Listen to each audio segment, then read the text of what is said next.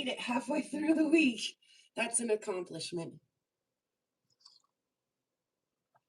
All right. Let's see who all is in here today.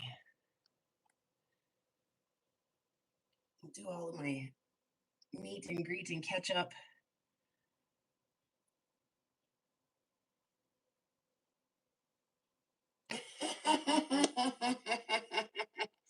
Chubby hubby.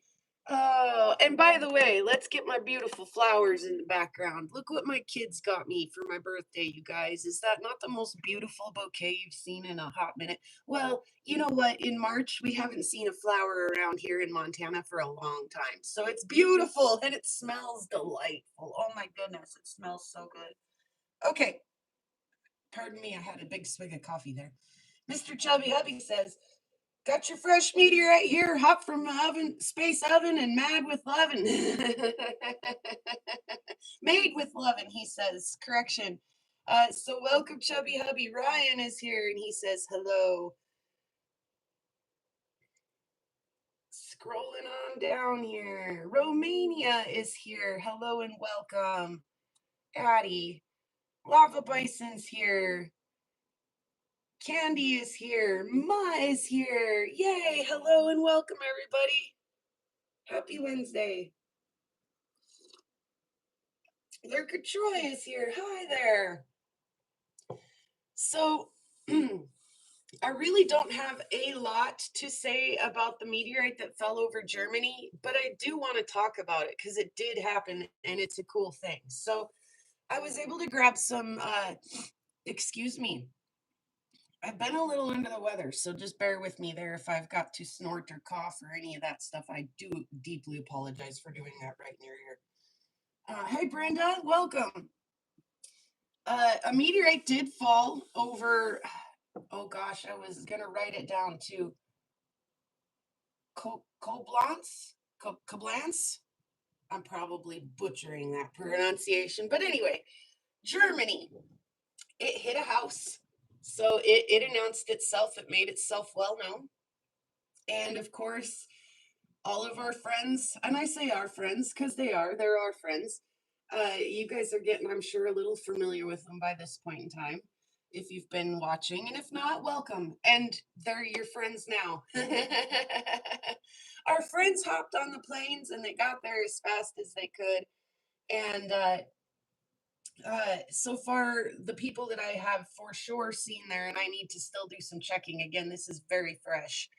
Uh, Roberto Vargas, Steve Arnold, and Farmer are down there. And Farmer's been able to, he was the one that found the little pieces that you see in the screenshot, the little like five or six little tiny pieces, and like two of them had crust on them. Ew, that's not fun, Chubby Hubby. Roberto has 4 pieces available for sale if anybody, wants to have a piece of the German hammerstone. And I think Steve Arnold is yet to find one. He has one that he's obtained from another hunter somewhere, but has yet to find one. So fingers crossed. I'm wishing all of those guys luck. Send them some good vibes if you are into that thing. They could use it right now. It's I think Farmer described it as baby mud. I think we call that gumbo here, but it's kind of raining over there and the fields are a muddy mess. And honestly, this doesn't look like just any ordinary meteorite. This looks like it could be an achondrite. So they really want to get it found and gathered up before. Well, and then another thing too that I heard them make comment about is that they're going to start harvesting and farming over there like in the next week. So they've got like zero time to get this thing picked up or it'll just be gone and lost forever. Again, achondrites, especially if we're going to talk about like farmland and stuff, achondrites look just like earth rocks except they have fusion crust, right? And so, yes, we will find pieces of them that don't have fusion crust when we have a fresh fall like this, because we can like field pair it. Like here is a piece with fusion crust and here isn't, and you can clearly see that they're the same rock, right? So, but once we do something like plow these rocks into the earth, and they just are gone forever. They look so much like earth rocks that you'll never find them after that. So man, they're down there hunting hard, or over there hunting hard right now in the rain and the muck and the yuck and the they're trying their hardest to get as much of that retrieved as they possibly can. So again, send them some yees or whatever you do.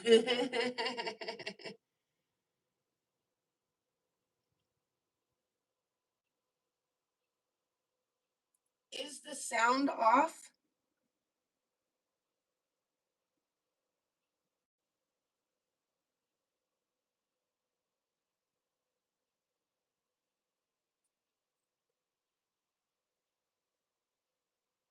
It's robot sounding. Oh, fan freaking tastic.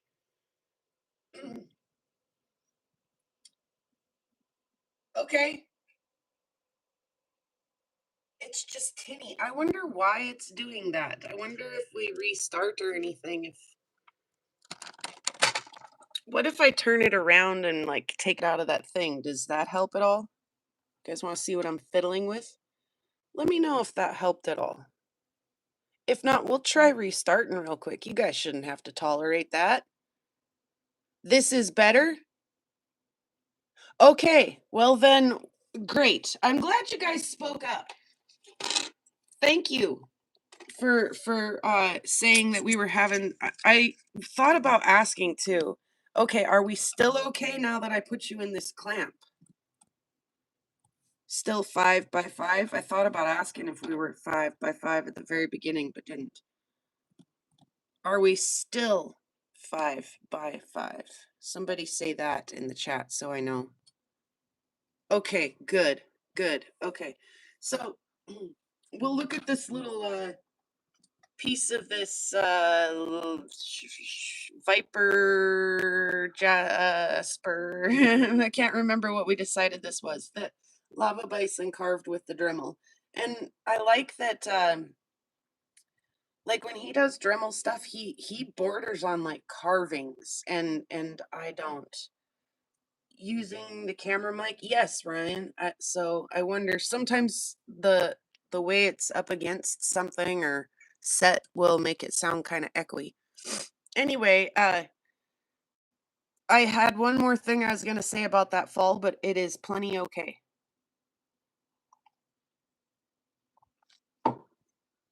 We can move right along. Excuse me really quick. I'm sorry about that. Okay. So the guys are over there hunting their little hearts out. And they need all of the yeah, the 4 by 4. Uh-oh. Are you being smart, Troy? Or are we like back to our tinny crappy sound? 4.5 by 4.5. Oh no, it's clicky. Wonder why.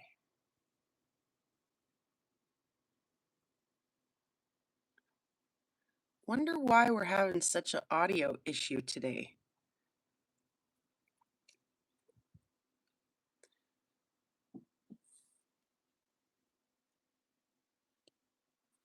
Yeah, but understanding me and like not suffering through some kind of an audio thing. Let me see. Okay, I muted the mic and then unmuted the mic. Did that help at all?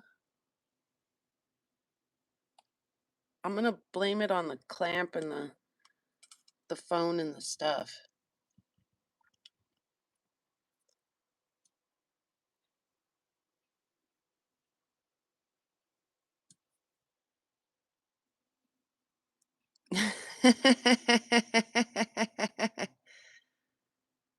Oh, that's good. That's good, Ryan. Hey there, Lonnie.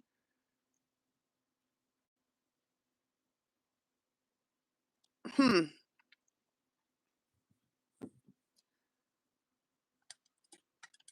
Now it is making noise, I'm sure, because I'm adjusting the thing, but how's that for focus? That ain't bad. Hmm. Well, I wonder if we should restart or if I can fix this in any way. There is no mic plug. There is no mic. I'm just but maybe we should try that. Maybe I should hook up a mic.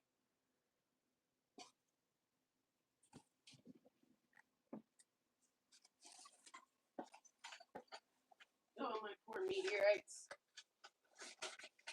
Oh,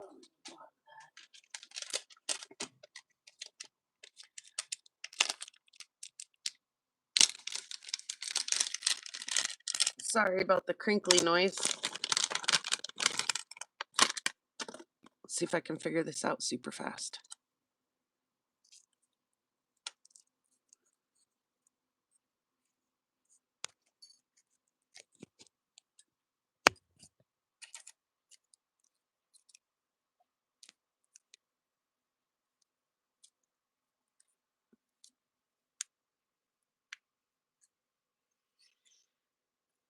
Sorry, I'll answer your questions in just a second. Okay.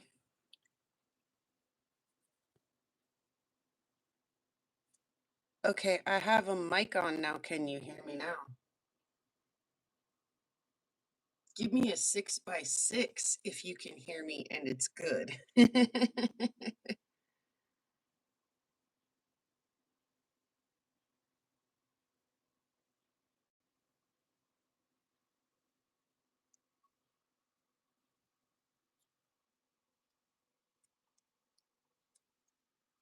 Oh, it's not on yet, or is it?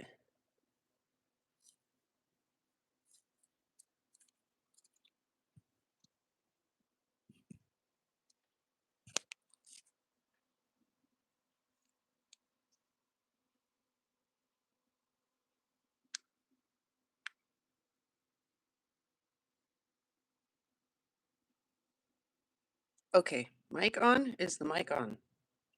Do you hear me now?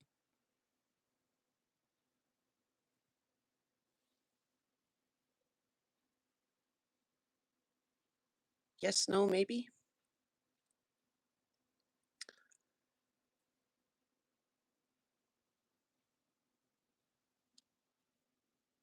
Mic is on. Does it sound any better?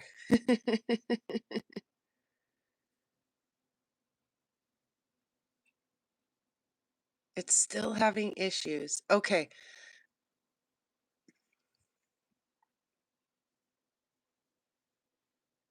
Hey, Soul.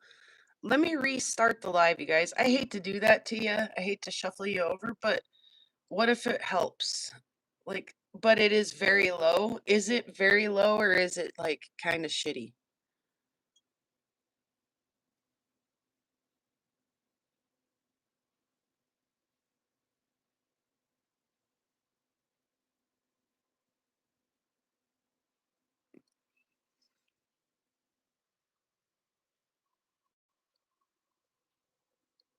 How's your sound, Soul?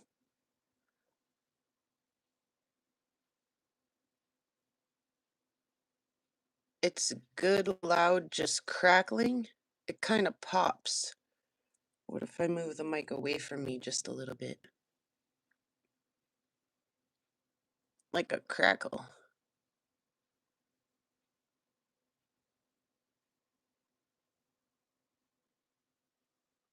Volume fine, crackling still there.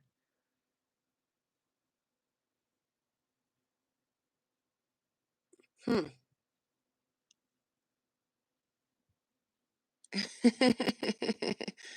Well, it's windy here. Let's what do you guys think? Is it tolerable? Or if I just keep talking, it won't crackle?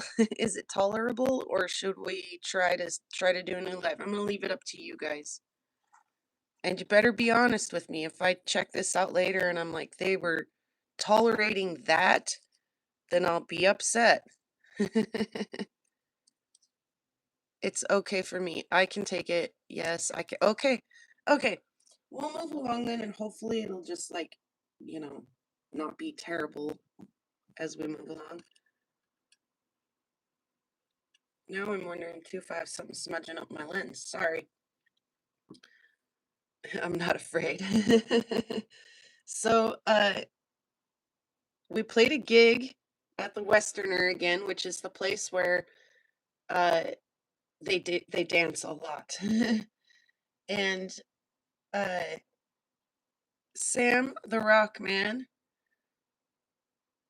approached me, and I'll be honest with you, I didn't recognize him right off the bat in the bunches of people that were there. There was excuse me.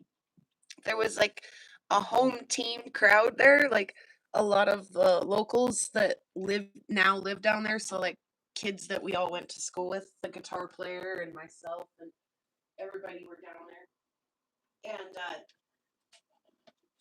And at our one of our breaks, this guy came up to me and was like, "Hey, I got a rock. I hear it's your birthday." And I was like, "Yeah, okay, yeah." And he's like, "I got a rock for you." And I was like, "Really?"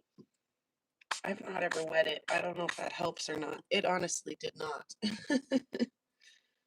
Um, and he pulled it out and put it in my hand, and of course I recognized it immediately.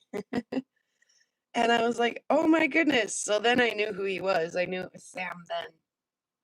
Uh, and to be perfectly honest with you, like I visited with him really quickly. He was like, "Yeah, I'm constantly chatting with your brother about rocks and comparing stuff." And I have to remind him all the time, like, man, it's been like 10 years since I went to school and was, taking geology classes. And I really only look at like the same three rocks all day, every day. So, I'm not the sharpest tool in the shed for rock ID and stuff, but they do go back and forth with each other about rocks all the time. And uh, when I came home and I was all excited, like I say, the kids got me flowers and all kinds of stuff. They've been great this year. They're doing all kinds of stuff. Um, anyway, I was like, "Yeah, I got this platinum ore rock," and they were like, "What? Sam was there? Sam the Rock Man was there?" Um, and they were more jealous that I got to see Sam than they were that I got, such a beefy, awesome, amazing rock, which, like I say, does not hurt my feelings in the slightest. I was so excited that I was like I've heard them spaz out, geek out, nerd out before about Sam. He does come up back home up here and talk to the kids in their science class at some point in time, or geology class, or whatever it is that they're doing. And they all really, really, really enjoy it. So, and yeah, like I say, the kids were jealous that I got to see and hang out with Sam the Rock Man for just a little while. Hi there, Betty. Good to see you. Um, I was going to work on some Spencer Opal the other day during Karen's live. Like I say, I always like to kind of work on things while I'm hanging out with you guys because it feels less like work when everyone's doing it. Let's see, I did this one.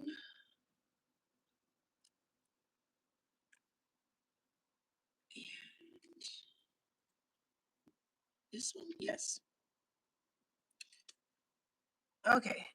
And instead, I ended up working on that little sunstone in there because Karen was all like, "Check out the sunstones," and I was like, "That's a good idea, Karen. Okay." Excuse me. So I did.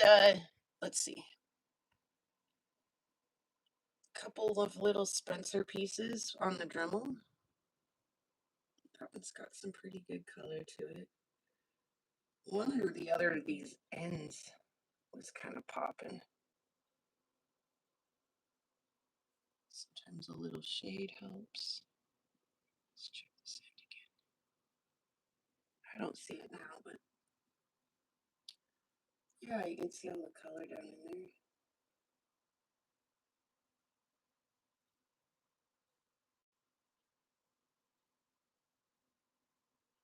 More color on this side than on this side for sure, but There it is. Cute little freehand piece. And then this one. Oh, so you might want to refresh. Oop, oop, oop, oop, oop, oop. Come on now. There we go. Slippery little sucker. So not a lot of color on this side. In fact, maybe none at all. But this other side is just fire.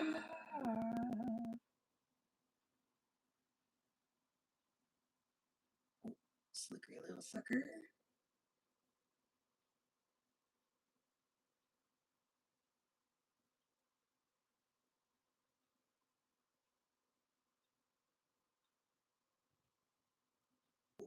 Ooh, ooh, tiny little things, tedious little things.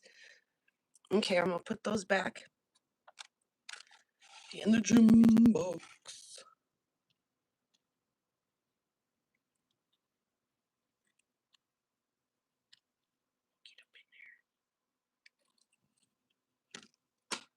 Oh, look at all the pretty rocks.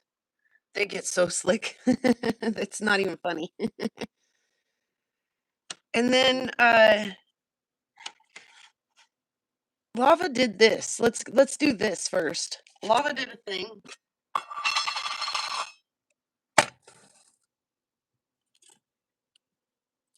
That's a can of slabs, of pre-cabs. A can of pre-cabs. A can of cabs, a can of cabs. It's a can of cabs. We were like, is it 100 cabs? It might be. I've kind of pulled all of the, I'm here called out. I pulled all of the obsidians up to the top because he was like, I want to see some of that electric blue. I want to see how it polishes up. Dude, he seriously sat on the flat lap that one day for like 12 hours straight. So there's actually more in there than just obsidian.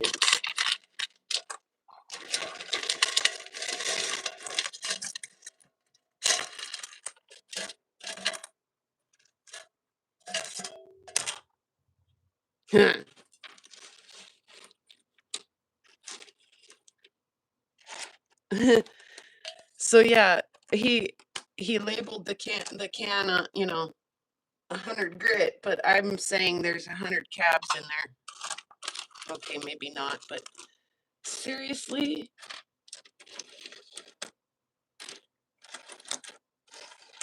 are you kidding me right now?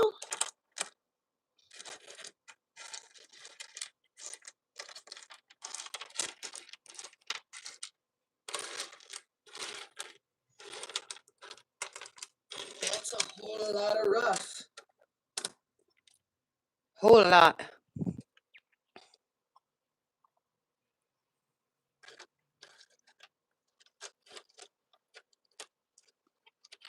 She had Spencer opals in.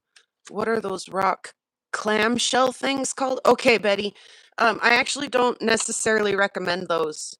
Um, I got them at Tucson because it's what was available and I needed some. But um, let's talk about the little clamshells really quickly before you go ordering some of those. Um, they make better cases than that. So let's chat about that really quick.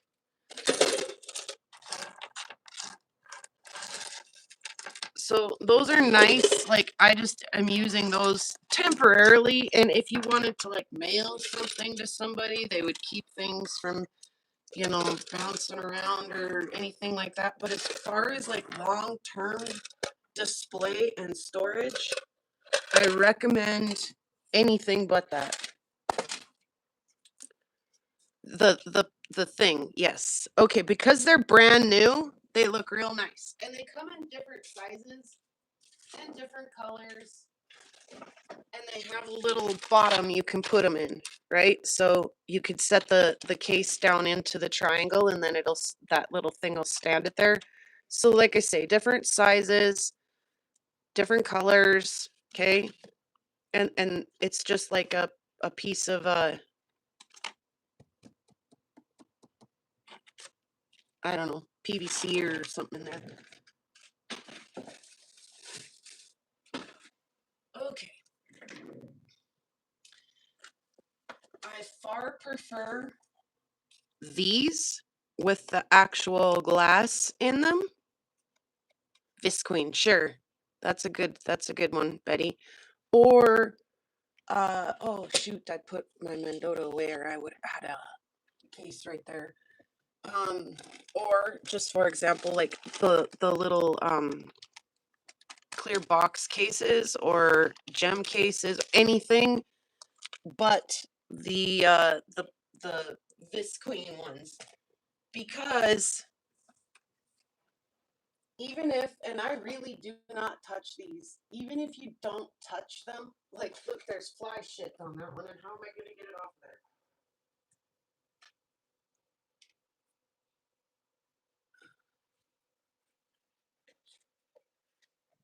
Even if you do your very best to never ever touch them. And another thing, just in case you're curious, they're actually really not good for meteorites because if there's any kind of moisture in here, it's gonna hold it against that meteorite. So never ever store an expensive meteorite in one of these. But look how foggy they get. Is that not like the most disgusting thing you've ever seen in all your life? And like I say, there's a fly poo on there. That's nice. They get foggy and there's really no way to clean that or to clear that. I've heard that if you put a blow dryer on low on it, you can clear some of the fog. But yeah, it doesn't matter. I've tried weird shit. I've tried rubbing alcohol. I've tried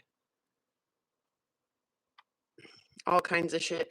I've heard that you can take the plastic apart. I've heard. I've never tried it. I've never even looked to confirm. Yeah, look, you can. That you can take the plastic apart and put your own film in there. And that if you use a better film, then but at that you know, at that rate, then just buy a different case, hey?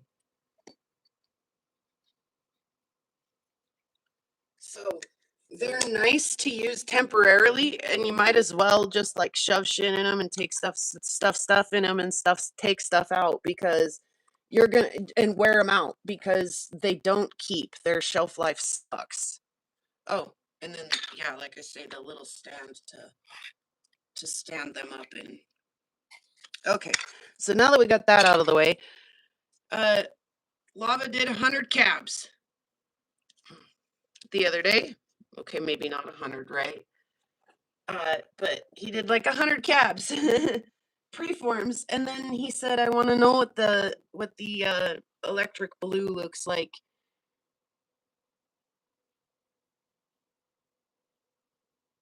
Yeah, no, that's okay. They're nice for moving, keeping things organized or whatever, but I wouldn't necessarily, if that was your goal, to use them for display. Hey, Derek, welcome. Mike, welcome. Cheers, everybody. Man, I just cannot get that frog out of my throat today. I apologize for that. Okay, so he said he wanted to see what the electric blue looked like. And while he was cutting some big rocks on the big saw, and I'll show you those in just a minute, I was working on some of the obsidian that he preed up. And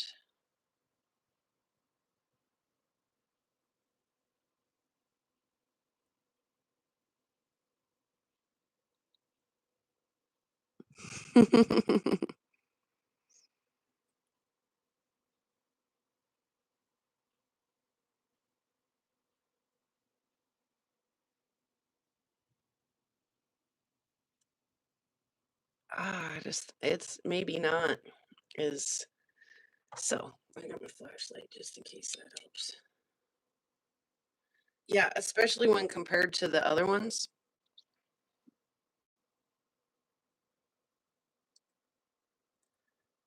It's definitely not black.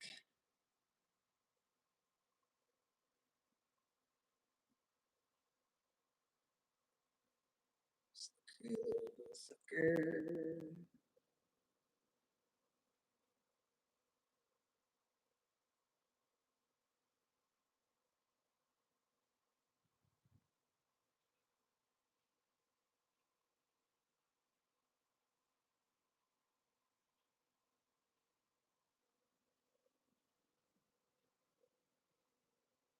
Hmm. Again, especially when compared to the others, it's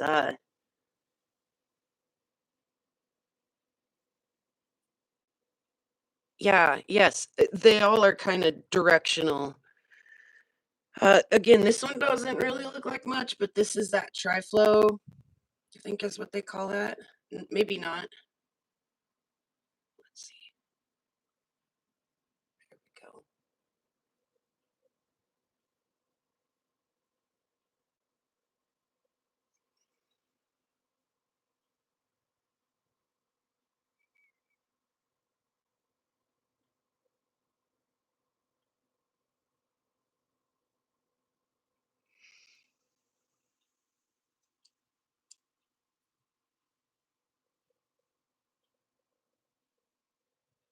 Here we go. Yeah, I like that. That's fun stuff there.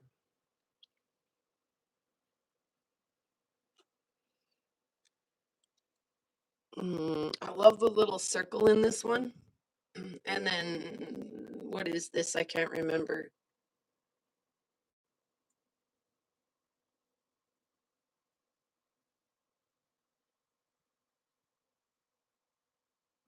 Mexican sheen.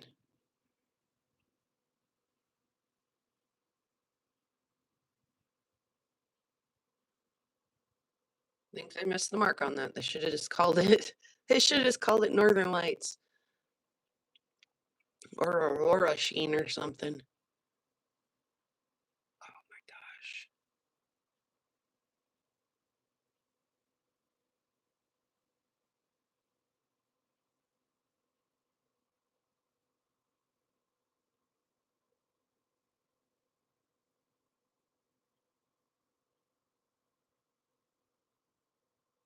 my gosh. Mhm. And green sheen, I'm guessing.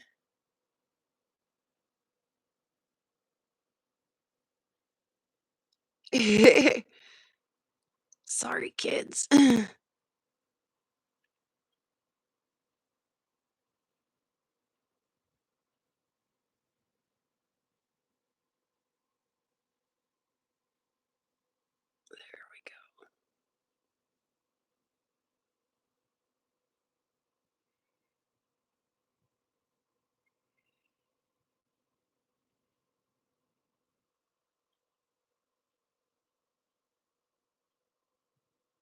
we go.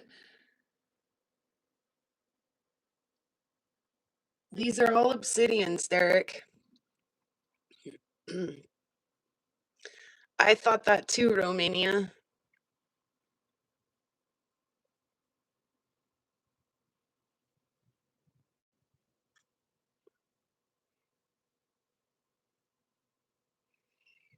Yeah, there's no two ways about that. As I was polishing it, I was like, OMG. Totally has my fingerprints are all over it. I can feel some of the there we go. I can feel some of the polishing compound still on there. I need to go wash them again.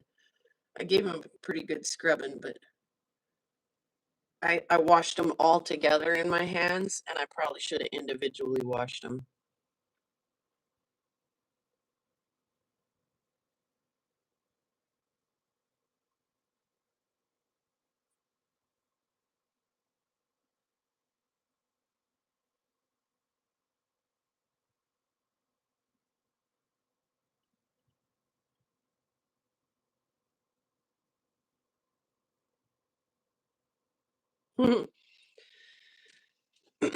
Excuse me.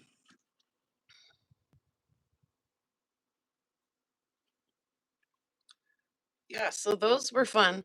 Obsidian's kind of a bugger, though, like, especially on the edges of things, like it'll chip and throw pieces at you and, be a pain in the arse, but um I did pretty good with these. I didn't have a lot of trouble with these. There, I could see some like sheen in that sucker. Can I get it on camera though? Maybe not. Yeah, anyway, everybody here was very well behaved. Everybody here was pretty civil to work with.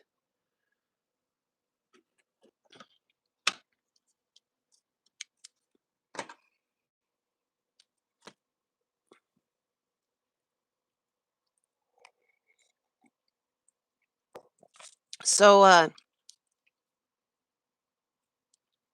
yeah, the electric blue was kind of challenging. Um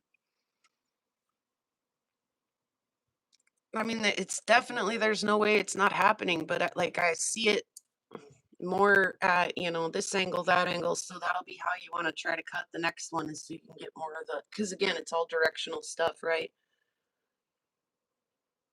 Anyway, so lava roughed everything on a like 100 grit, which I think is super aggressive for obsidian, but he did fine. And then I stepped it down to let me check really quick.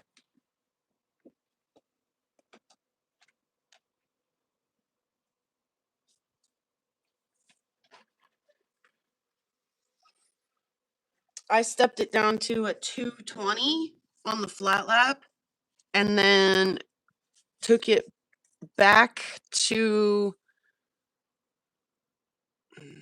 back one, not just like one, whatever the first grit that I have in the uh Nova points is. And so, like I say, I took it to a 220 on the flat lap and then did the Nova points and then down to a like 5,000 on the diamond paste. So that was the process that I used. And like I say, everybody was pretty well behaved through that.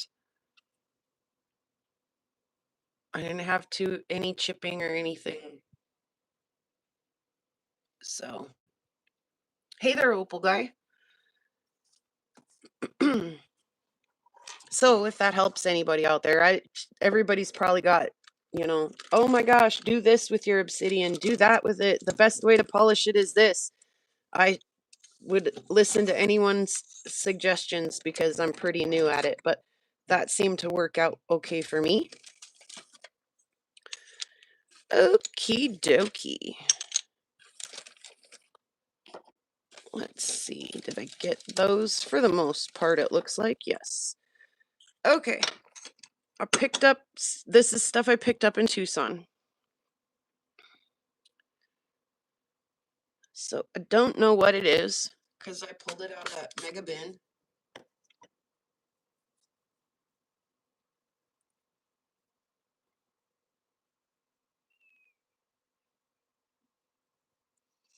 But I like it.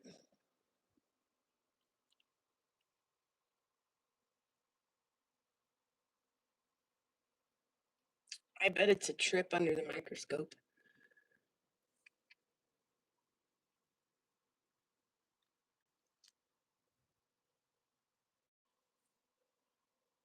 Yeah, no, I get you. I get you there, Joseph.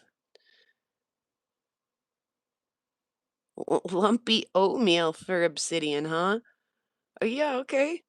I could actually see how that could be a thing.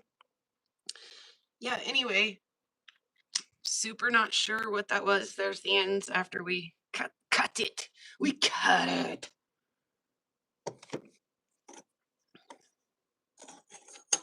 And then we cut it some more. And then we cut it some more. Oh, that's a good question. I honestly haven't checked that yet.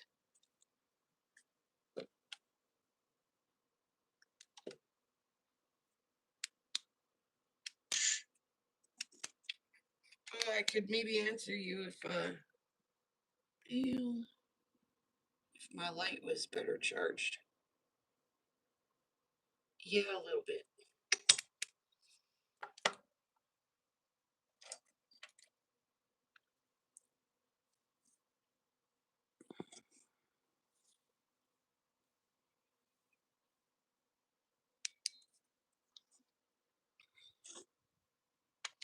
My question is, does it backlight? I was gonna see if there was a skinnier piece than there is. No, I don't think it does. I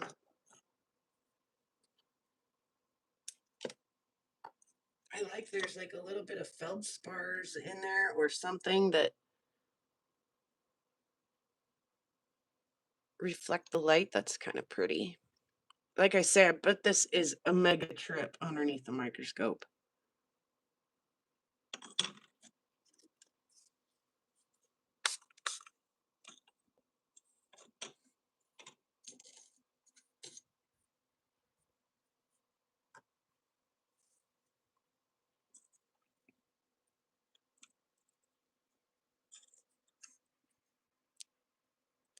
Nope.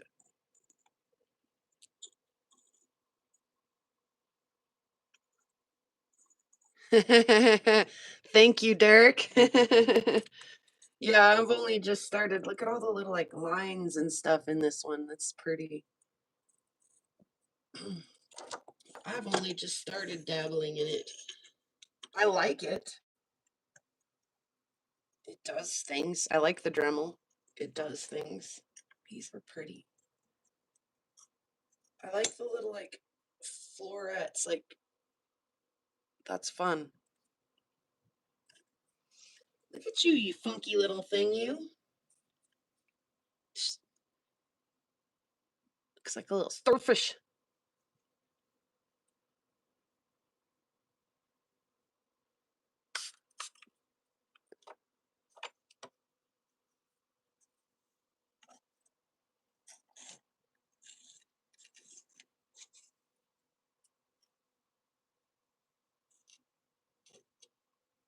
Yeah, for sure, Derek.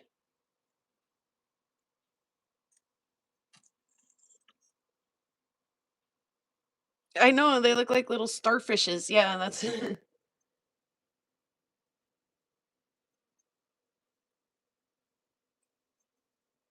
those are fun. Like I say, the little like feldspar reflecty things. Let's see if we can catch it in the camera. There's one or two down here.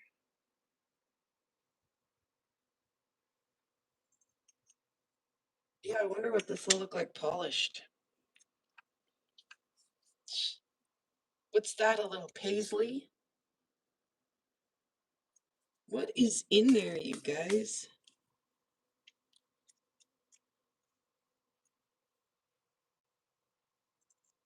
What is this? Anybody know? Tis like agate of some kind. Derek does Dremels. Betty, bump. Betty drops mic. Oh, that was another thing about that. Look, there's a big band of agate through that one. That was another thing about the meteorite over Germany is not only, was it super visible, did it hit a house, but it also sonic boomed. And so people were able to hear it as well as see it and all of that fun stuff. That's cool.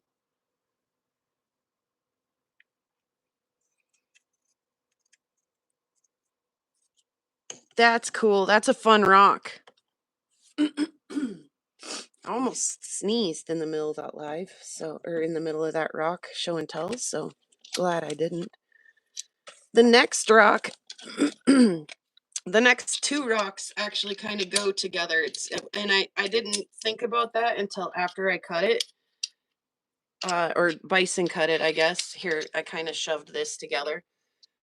So I had eyeballed a few pieces of this chert in the bin. There was quite a bit of it in the bin. And there was a gal also digging through the bin for quite a while. And then, like eventually her and I started chatting with each other. And um, I told her I was kind of looking for this stuff, and I showed her some of this. Whoops. Some of this. Told her, I'm looking for this. If you see any of this in the bin, man, I'd grab you some. And if I was you, and if you're not going to, then let me know because I sure want it.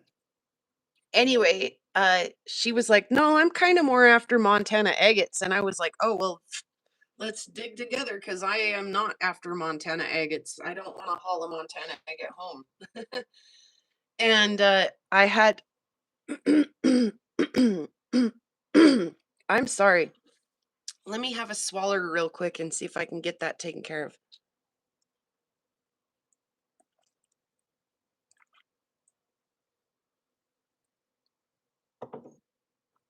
Okay. I had actually picked out a Montana agate and set it like, excuse me, set it up on the side of the bin, thinking, somebody should take that because I bet that might kind of be a good one. And then she and I started digging together, and she was like, "You really need to do some of this chert if you haven't already put one of these in your bucket. You need to take one of these." And I held up that Montana agate that I'd picked out and was like, "You really need to try this Montana agate if it's Montana agate that you're after." And I'm glad I listened to her. That was the very first slice I saw, was this little end cut.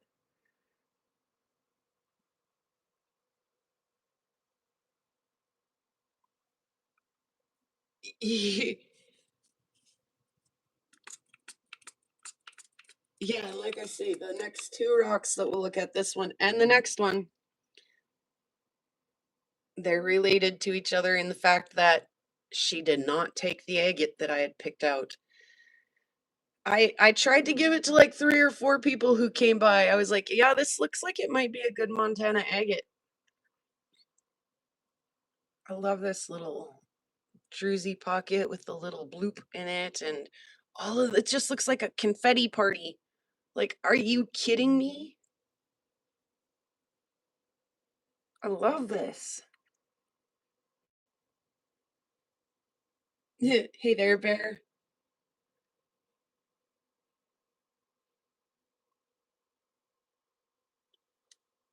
So, in no particular order, you saw me just kind of grab them and stick them all together there.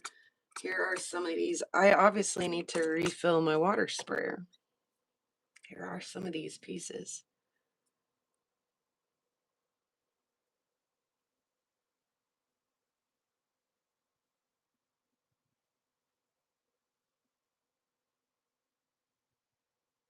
Sorry, I was drifting a little while I was catching up on the comments over there, reading the comments. Oh my gosh.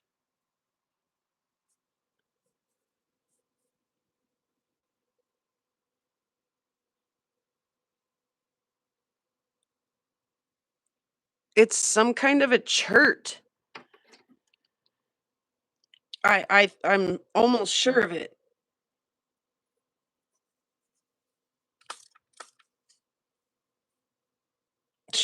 Look at that little critter. I don't know what it is, but look at it.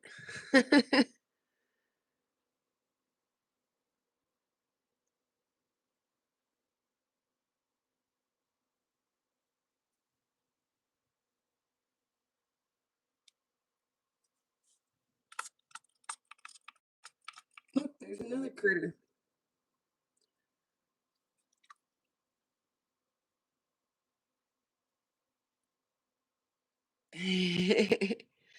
Yeah, that's the thing too, is that this stuff can be from anywhere in this bin because it was that, a collection that couldn't cross the border, and the guy just bought her out like a 30-year collection. But there was a bunch of this, like whole bunch of this. It was like all over in every bin. and I only grabbed one piece of it because I didn't know. I didn't know.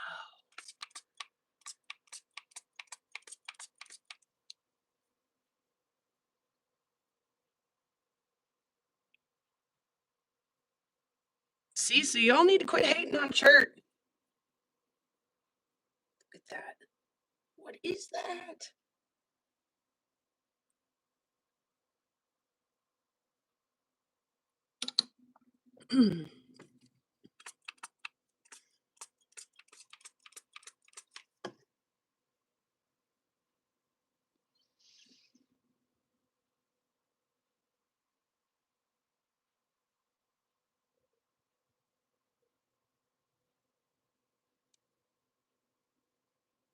Shh, shh, stop it.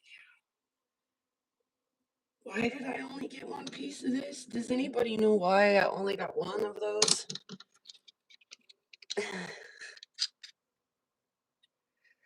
I don't know.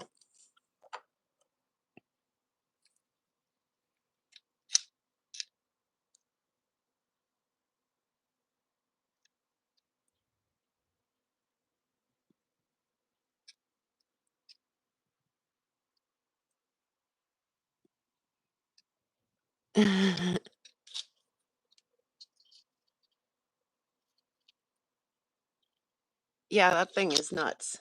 Sorry, I was doing the chat thing again, reading the comments again.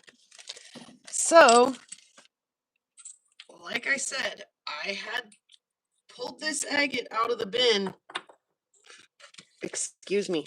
Honestly, I think like 2 days, the 2 days that we were there, like not just once. I honestly think twice. Set it up on the side of the thing, tried to convince homegirl to take it with her. Sorry, that was noisy. And she declined. And I just had a feeling about this one. I was like, this could be a winner. Could be. I mean, hard to tell with a rind on her like that, right?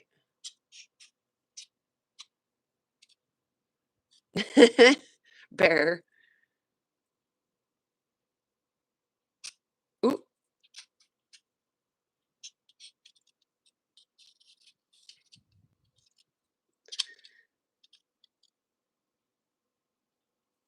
So, I mean, I was like, it could be good. It could be a total disaster inside and totally not worth it. Who knows, right?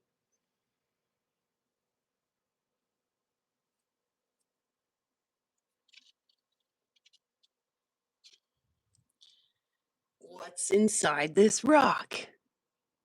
What's inside?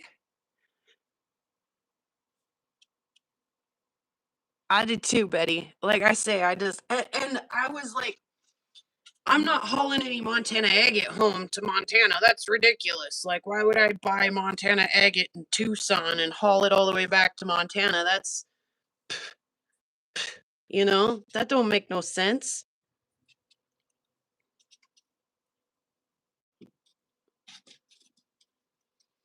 Can I get a drum roll, please? Oh, Bison. Before we do, how about we'll just get a bell ring, please? Can I get a bell ring, please? Woo! Or sometimes you do, Brenda. Like I say, I had a feeling about this one, even though it's hard to see. Look at all that little detail there.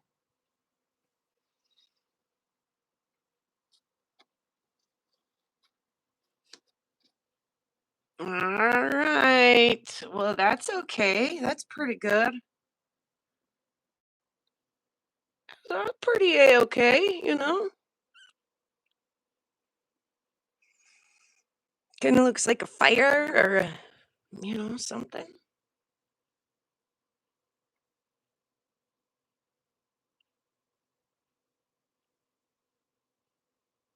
That's more than okay, Opal guy. You like that? I will in just a second. Put a light behind it, Troy. Let's look through it really quick though. First, let's see. This is gonna go this way when I.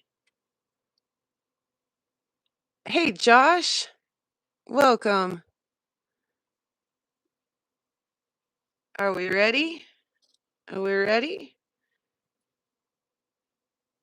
You would walk over that rock not knowing? Oh, dude, look how fancy it's getting in there. Like, in fact, let's take a minute to just appreciate that just a little bit. That's doing things.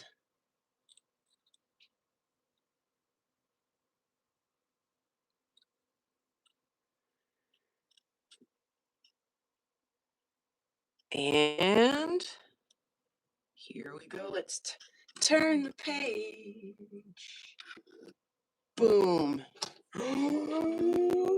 The crowd goes.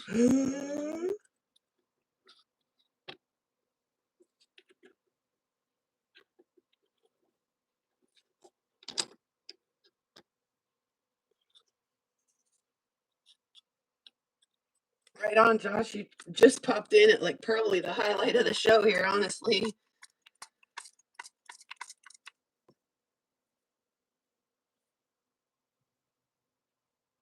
And the crowd goes wild.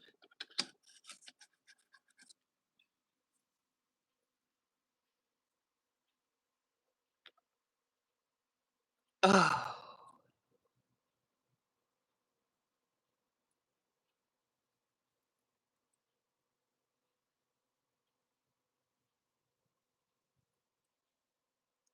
yeah, that's pretty nice.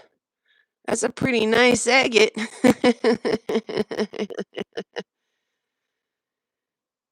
Ah, and then, are you guys ready? And then,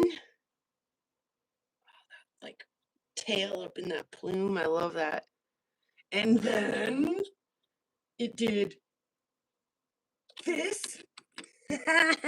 How about a little water line? Oh, boom, baby. Ah!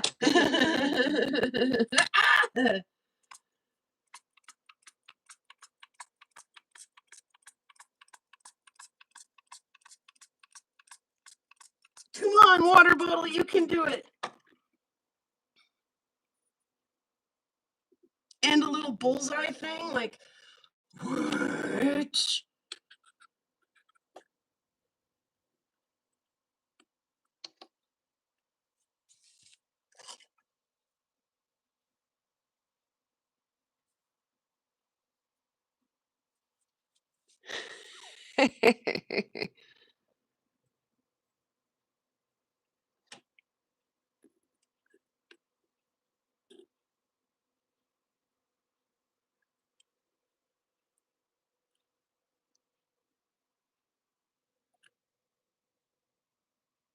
Ah, yeah, it's pretty, isn't it?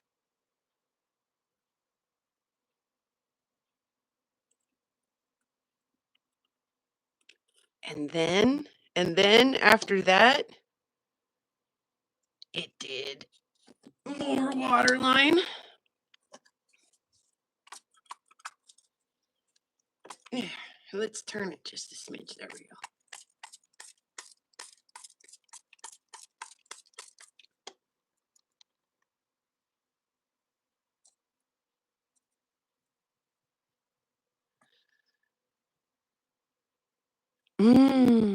Lava and I were joking. We were like, it's okay. She would have cut it the wrong way anyway.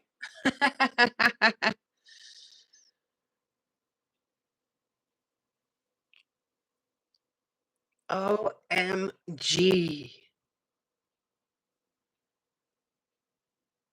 Like I say, I tried to get like 9 different people to take that with them. I was like, this could be a good one. I mean, no guarantees, but it could be.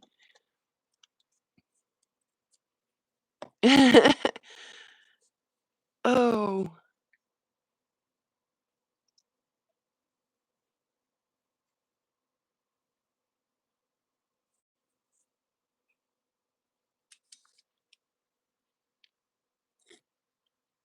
Troy asked us to backlight him.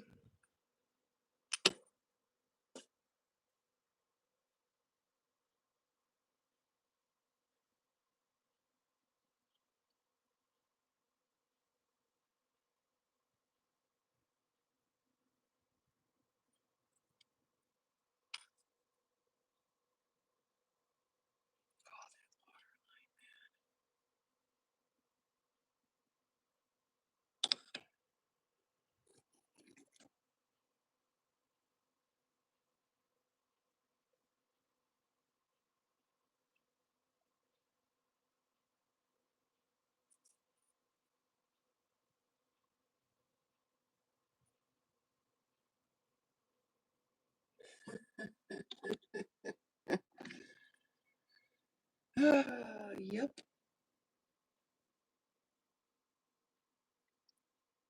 Trust me, there was tons of Montana agate in that bin too that I had to sort around to find other things.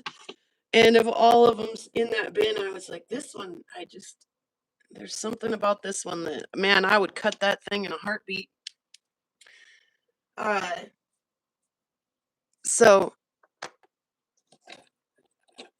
it indeed did get cut. And it turned out to be a good one, you know. I mean, is it iris? Probably not. I don't think it is, but I'll settle for some waterline and some plumage and some like little bullseye thing and like shoot, yeah. That thing is so stinking pretty.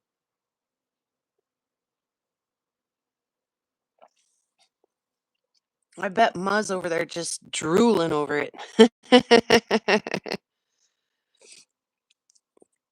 Uh, yeah, that'll do, donkey. I mean, I'll take that. That was not a bad day at all.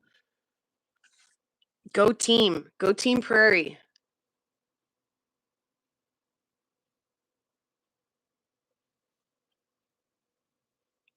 you know?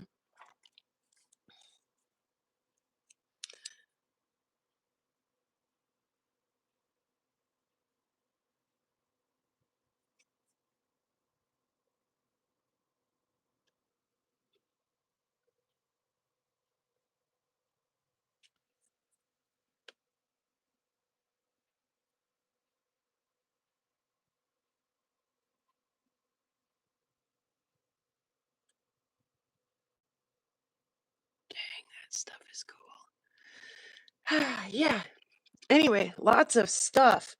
Cut, polished. Oh, and prepping stuff too. Let me, if you don't mind, I'll leave you guys to look at a couple of beautiful things here for just a minute while I go fill my cup up. Let me grab that shirt back. Where'd I put it?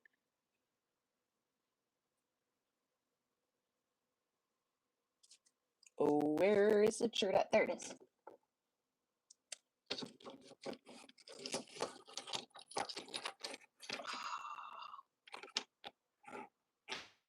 Yep, them some pretty rocks.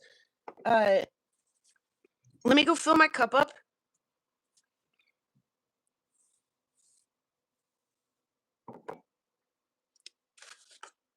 And we will do that right when I get back, Betty. We will find out. I think you guys get to come along. I think I have the whole microphone thing. Oh, and then I have a Spencer Spessy that I'll show you guys too.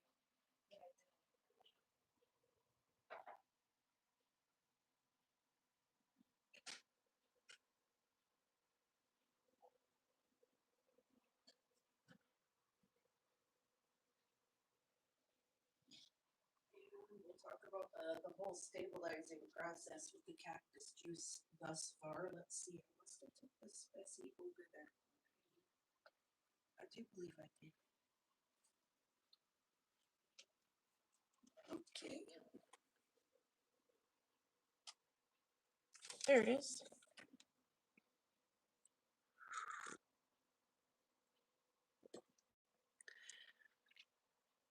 Spencer Spessy.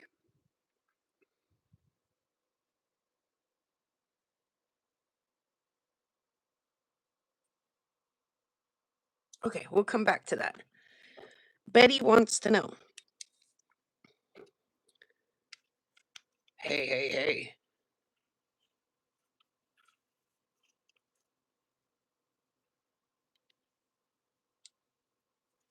There are parts of the shirt.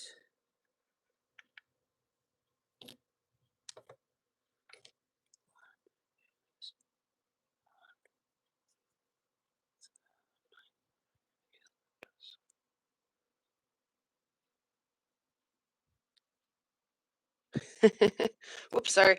I don't think we're going to see through that one. As I'm paying attention to too many things at once. Sorry about that. That one's got a little glow action there, but I don't see any. But that's that's a thick cut. That one's super thick. Like that one's a lot thinner.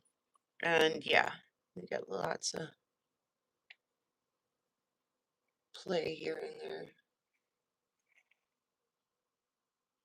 A little bit in the middle there, despite again being quite thick, especially compared to the one that we did get some light through. Those are cool, Betty. Thanks for asking me to do that. And let me check the UV too. I think I did on this one and it was less than impressive. Well, a little bit.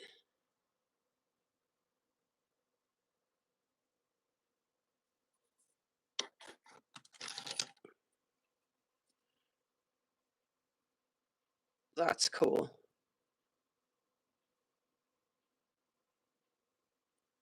And what about the Montucky?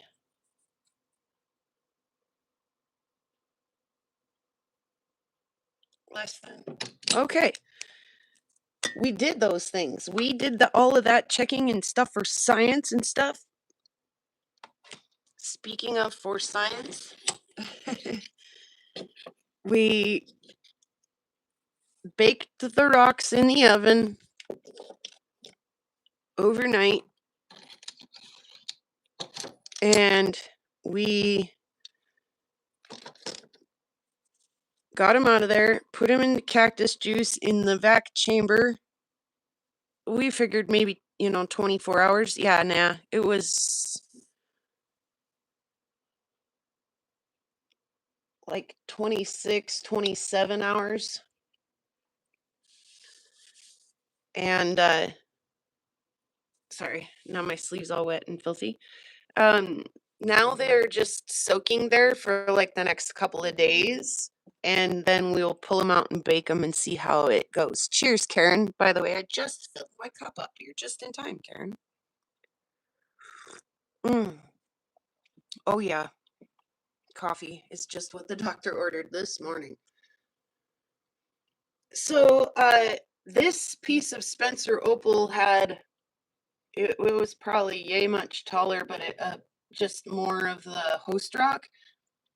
And yeah, about yay much taller. Um, I didn't really think it merited going to the trim saw to get the host off of there, but so I just took it through like a really aggressive, like 100 or 60 or something, super aggressive on the flat lap. And I came right down to the opal as close as I could. When I got closer, by the way, I changed out to like a 180. And Scott, did I say hi to you? I think maybe, but just in case I didn't, hello again. Hi, everybody. Everybody, hello. As I got closer down, I switched over to 180 and got just a little bit closer. And when I started seeing some of the opal peep through the host rock, I stopped with the flat lap and moved over to the Dremel. So, there's not a lot of color in this bar here. I did when I was working on it see a little here and there, like I'd see a little peep here and there. Wonder if I can get just a smidge closer. Yes. And I left it rough over here. I wasn't really sure. Gross, my nails are filthy. I left it rough over here. I really wasn't sure. I didn't want to mess with this end because if it starts chipping, it could just keep chipping and keep chipping. And It didn't really matter, so I just kinda ended at the high point there and left all of the halite opal down here. So I just kind of blended, came to and blended right there. And so when, again, this was a whole piece, there was a host setting up here. Most of this was exposed already, but um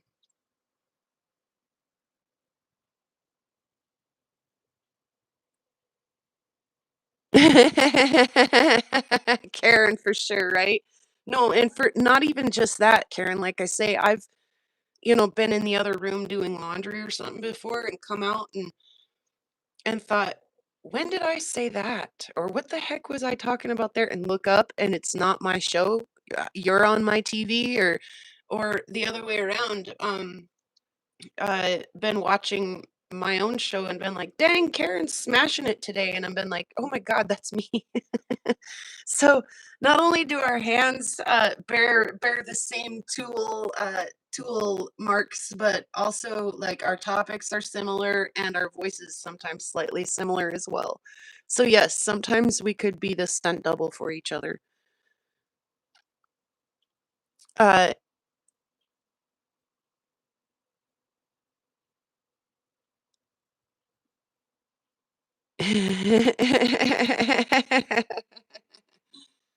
oh, goodness, right? How did I learn to surf? Mm, I don't think I can surf. Anyway, this piece, like I say, it was exposed as the host rock was mostly up here, up on top of this band. But that's like so paper thin, that little bit of opal there that there would have been, while this bit here has by far the best color, it would have been nearly impossible to pull that out of there and make jewelry out of it. I mean, I get, yeah, I was gonna say maybe you could have backed it and done a doublet or something, but not with that curve to it. I love the like orange lines that the Spencer opal gets in it. I don't know what that is. Manganese or whatever makes their opals pink and purple. I have no idea, but I love it. It's just so pretty.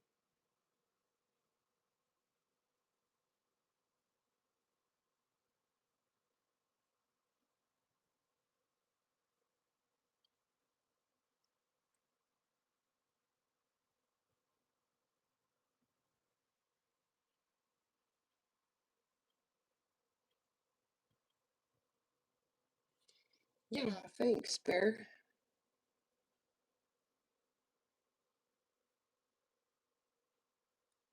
Half of Ma's brain and shares Allison's hands. What's up with that, Karen? No, for real, right?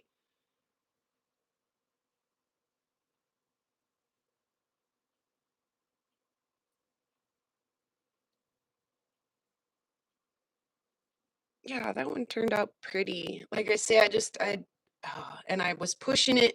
By the way, I was pushing this little orange line came way out back to here when I started, and as I pushed back and exposed more of the opal, that little orange line moved along with it, and I kept pushing it and pushing it until I got up into that curve a little bit and was like, yeah. Um, I was about, I don't know, maybe about here in it though, and the frickin' power went out. And I was like into it, like fully covered in dust, could barely see out my glasses, like yeah, I was into it. I was like so in the zone and like enjoying myself. And then bloop, you're done, said the power. Look, there's a little color down in there. Oh. Anyway, when the power came back on, I worked that back a little bit more and got in there and kind of decided, yeah, that's probably about the best I could do for for getting it. Like I said, I could have maybe worked this end a little bit more and pulled it down, but I was afraid that if I monkeyed around too much that I was gonna really get into that fracture. So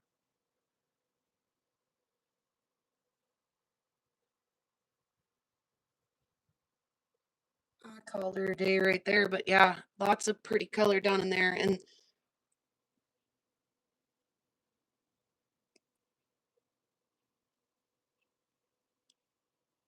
oh, yeah, but Karen, did you see the sunstone that I did because of you? I did that ring and this little guy.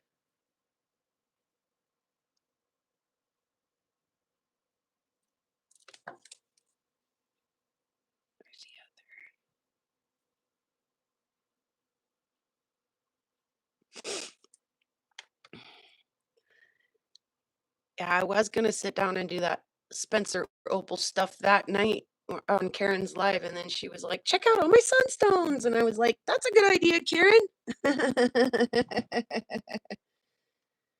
Oh, so, but speaking of meteorites, I don't know if I ever like really officially showed you guys my big boy. Did I show you guys my big boy? I don't know if I did. I really don't know if I did. Big boy.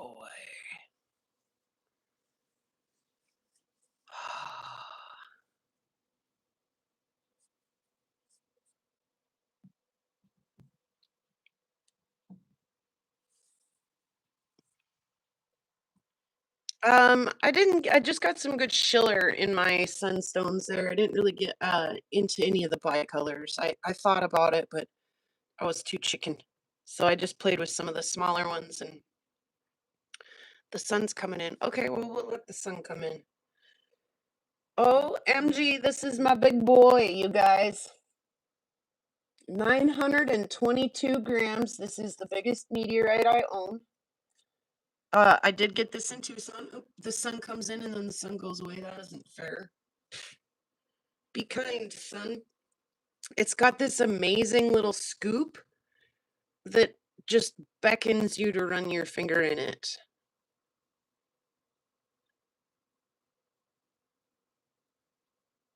Oh, the scoop. And my favorite thing about the scoop is this amazing chondrule that's in here. Like, I love touching it. Right on, Troy. Yeah, me as well. And uh like I say, this is the biggest meteorite. And look at the little metal bleb right there. And not only is it the biggest one I own, but it's goddamn gorgeous if you do ask me. So much lovely crust, little contraction cracks in it, juicy bubbly, a couple of little chondrules peeking through the crust on this side. Right there, look at that, like ghostly. That thing is enormous, by the way. One there, one there, one there.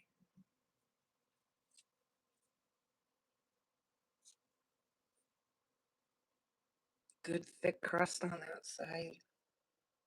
Yeah, the scoop. Look at the chondrule in there. I love it.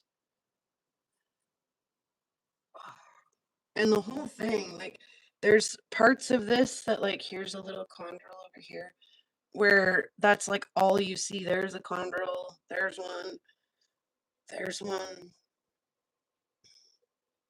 that, and just like the little metal blebs sticking out and stuff. Oh, this thing has everything that I could ever want a meteorite to have, especially like it's like a freaking, oh my God, how can you not stick your finger in there? So yeah, it's not just a big meteorite, but it's also super beautiful, if you do ask me. A little metal bleb right there. Another little metal bleb right there.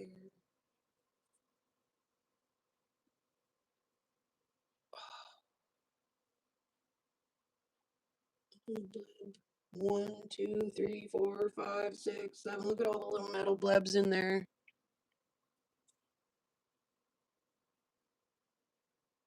It's a nice solid stone. There's like,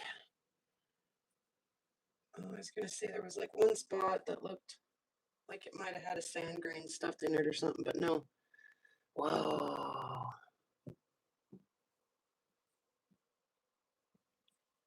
I can't tell you guys how much I love this stone. I really do. So, uh, I had just a regular doctor visit. They make me come in and do a blood draw every now and then to make sure that they've still got my prescription at the right level, right? Ah, look at there's a condrol, blah, blah. Every time I go, my nurse, who I absolutely adore, of course, this is a pretty small town, so, you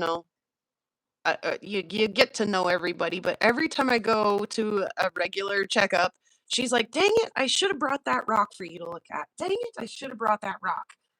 Um, and I went in and scheduled an appointment last week, and she's like, "I'm going home tonight, and I'm putting that rock in my bag, and when I see you next week, like, I'll finally show you my rock."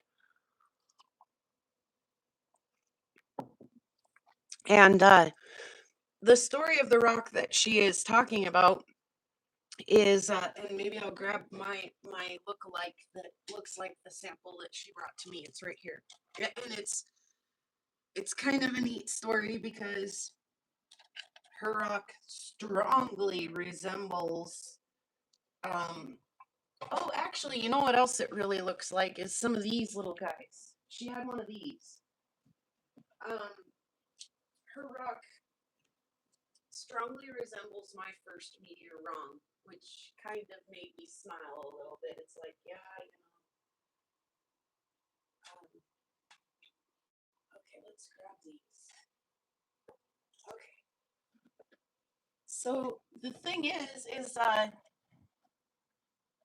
um, our kids are encouraged to do a rock identification project as freshmen, right? If you guys have been watching my channel that long, you may remember the video where I took Elijah and Caden out to grab some rocks for their rock identification project.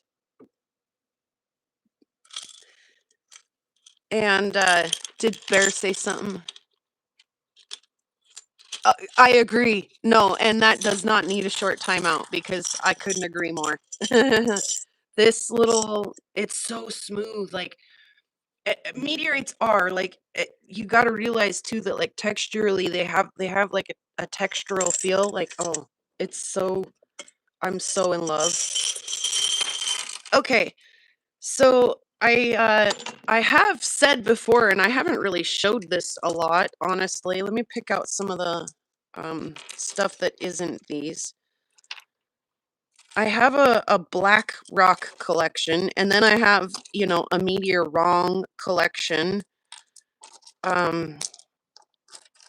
Okay, I'm gonna call it right about there and put some of those. Okay, those, that. Okay. So the kids did a rock ID project as freshmen, and her kid, she picked the rock up and put it in her rock garden, and then when it came time for her kid to gather up rocks for the thing, she was like, "Oh, you should take this one that I found and put in the rock garden. It's kind of weird." Um, and of course he did. And the science teacher said that she suspected that it may in fact be a meteorite. So they put it up on a shelf, um, and have always kind of been like, that's our meteorite rock up there. And like I say, like every time I make an appointment, she's like, "Oh, I should have you look at that rock that we suspect to be a meteorite." Um, and this time she did remember, and I know before I even go that I'm gonna have to tell her that it's probably not a meteorite, right? Like, I'm just you just the odds, right? Like, even though the science teacher looked at it and she did the best that she could, it's hard. Like, It's hard to be an expert in all things. Like, she's a great science teacher. I'm not saying that she isn't. And I don't think that she told this kid that he might have a meteorite out of malice, you know? And it's really not hurting anything if they keep treasuring it as it's not like they're trying to sell it or anything. I did share Ryan my playlist with her. In fact, I showed her, I think I have this rock in that playlist. Oh, you pretty thing, you. Let's turn you so we can see your beautiful chondrule. This is my first meteor wrong. And I found this out shedhorn hunting. And to me, this looked like flow lines and possibly a little bit of a rollover lip. This back here really looked like a rollover lip to me. And not knowing any better, this looked like some kind of a chondrule to me. Hey there, A3. Glad you could stop by. I found it broke into pieces so I could peek into the inside a little bit. And then again, I was like, are these little spots and things in here chondrules? Is this flow lines? What is all of this stuff? I didn't know any better. So I spent way, way, way too much time examining this rock and trying to decide. It does attract a magnet. And I finally got brave enough to polish a window into it, and it's black as black could be. It's beautiful. It's like hematite or something. I don't know. But her rock looked exactly like this one with the black on the outside. Her outside, I'm going to say for starters that the outside of her rock actually looked more fusion crusted than mine. The outside of her rock was darn convincing, but it had exactly this going on with this dark outside. Only the inside of her rock was absolutely brown as brown could be. And I'm talking brown. Brown instead of gray like mine is. And here's one that's like, so this rock identical. And so I pulled the video up and was like, yeah, see the rind on this one's too thick to be fusion crust. And the inside, we'd want to see chondrules or, an iron or blah, blah, blah. And we don't. We see this like one solid pattern inside, one solid texture, one solid color. I was like, the good thing it does have going for it is that it is, in fact, solid, right? This isn't a porous rock in any way. These aren't porous in any way. These are solid rocks, which we do, like meteorites, as grainy as they are, the grains are all tightly packed and they are not porous, right? So she's got a good looking meteor wrong, but I do think that hers was more bordering on the line of these cherts that I find out here. Very black on the outside and brown as brown can be on the I told you, Bear, I have a black rock collection. And sometimes even check this one out. Black on the outside, red and orange on the inside. So, yeah. I'm a bit of a spaz. I collect black shiny rocks. I don't. This one's great. It's like blue on the inside. Some of them look like little hematites, and they're the same color all the way through. This one you can clearly tell he'll be lighter colored on the inside than on the outside. Sure, Romania, come and go as you please. Sure. But I do have a black rock collection, and I see. I'm going to say this under my breath, and then we're going to move along, okay? There's a pile of these rocks with the shiny black outsides, smooth, round rocks, listed for sale on Facebook Marketplace for like a mere $10,000, and they're labeled carb. I almost can't say it without gagging. Carbonado diamonds. There, we said it. Okay, we're moving on. That makes me want to cry. Kills my soul. I think they're church of some kind. Are we all on this agreement to that? I mean, sorry about the loud jar noise, but I think they're a church of some kind. I don't know what they are, but I have a collection of them because they blow my mind just a little bit. You know, why am I finding that out here on the prairie? But moral of the story, I did a rock ID at my doctor visit. It looked exactly like this one, only it was brown as brown could be, like those ones that we just looked at. Exact same shape, even almost. It was crazy how similar. And so when I pulled up the Meteorite ID playlist and showed her this rock in the fusion crust, identifying fusion crust episode, she was like, "Oh, that looks exactly like mine." And I was like, "Yeah, so meteor wrong." And like I say, I actually really love doing rock ID, especially if people aren't, devastated or PO'd that about what I have to say about their rock. But yeah, there's a guy that does rock ID on the Topher Spin channel too.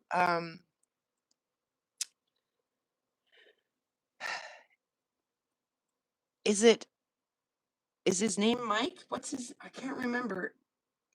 He submitted one like this, and dude, like every time I see a rock like this again, this is my very first meteor rong that I brought home before I even started. It sat on a shelf for probably another 5 years before I got into meteorites. I was still a Shenhorn hunter and just had this weird rock, right? Like, and then when my kid got into stuff and we started hunting for meteorites and things, I pulled it out, and like I say, I spent way too much time examining it under a jeweler's loop and shit and stuff. Um, Look at that fusion crust that you can peel off. No, I know better now, but every time I see somebody bring one of these to me or show one of these on the rock ID or anything. It just like, honestly, I'm just like, oh, that looks just like my first meteor wrong. Like this is a nostalgic rock for me. I know it's nothing special to everybody else, but this one's a little bit nostalgic to me. So, but it blew my mind how very similar the inside. And she's like, by the way, the science lab has the other half. And I was like, oh, that's good. Okay. I mean, okay. Like I say, I don't think she is misleading the kids on purpose or did that with malice. I'm not throwing the science teacher under the bus and saying, how dare she misidentify a rock that is so obviously not a meteorite. I'm not saying any of that. She's doing the best that she can. And like I said, my nurse knows more about doctoring than I do, thank goodness. Our science teacher knows a lot more about chemistry and biology and everything than I do, thank goodness. I just happen to know quite a bit about meteorites. So, that's cool. But yeah, she was totally okay with it. And I showed her, and everybody in the office kind of gathered around, all three, the nurse, the lady who does the front desk, and the doctor, because that's all that's in our little clinic up here, just 2 days a week. But yeah, they were like, wow, the fusion crust from flying through space. And then my doctor brought up the Behringer crater, and how Behringer tried to mine it and all of that stuff, or how the people tried to mine it, and okay, all of that. It was a great little conversation, but um, yeah. So there's a fall in Germany. It doesn't look like a chondrite. It doesn't look like this. It looks like, I don't know, a Howardite, eucrite, a eucrite. I'm not an achondrite expert.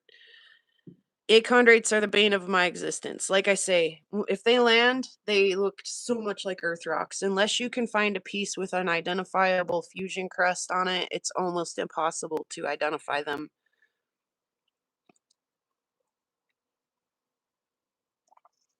Mm. Yeah, someday I'll find a meteorite, Troy. I haven't yet. The only meteorites I found were at Tucson or on eBay or but I'm still looking, you know. And then oh by the way, guys, I rewatched the interview with Stephen Amera about finding the Barnstable meteorite. I've said it before and I'll say it again. I never get tired of that story. I really don't. And I always bring him up when I talk about hunting meteorites because, you know, he hunted very diligently for 10 years before he found the Barnstable meteorite. I'm probably looking at 10 years easy over here myself, you know. Um, I'd like to think though that every year that goes by, and I know this for a fact. I mean, because look, here's the proof. When I got started, I was curious if this was a meteorite or not. Now I know better.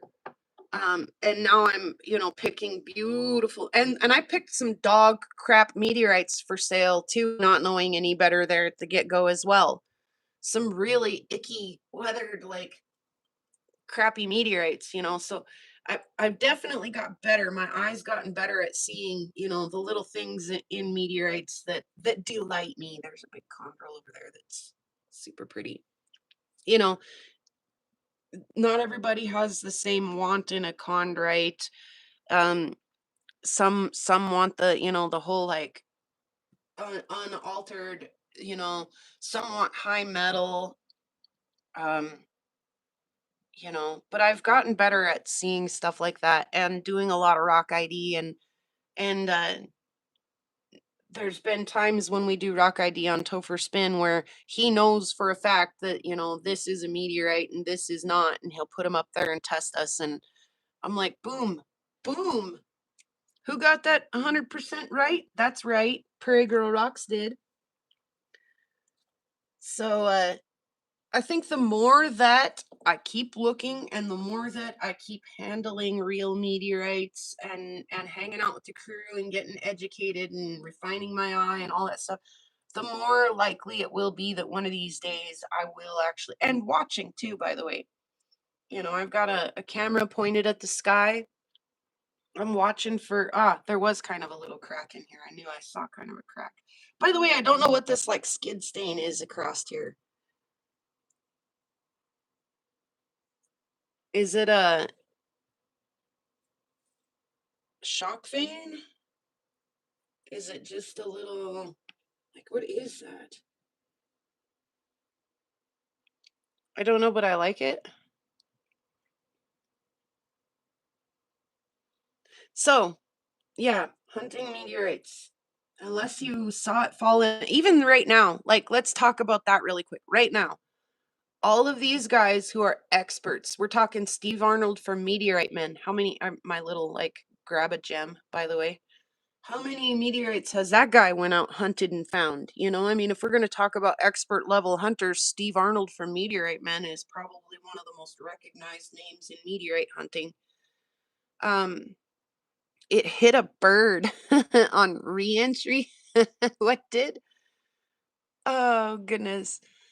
Um, and Roberto Vargas, president of the International Meteorite Collectors Association. Who else did I say was out there? Farmer. Oh my God, Farmer has some crazy stories about meteorite hunting.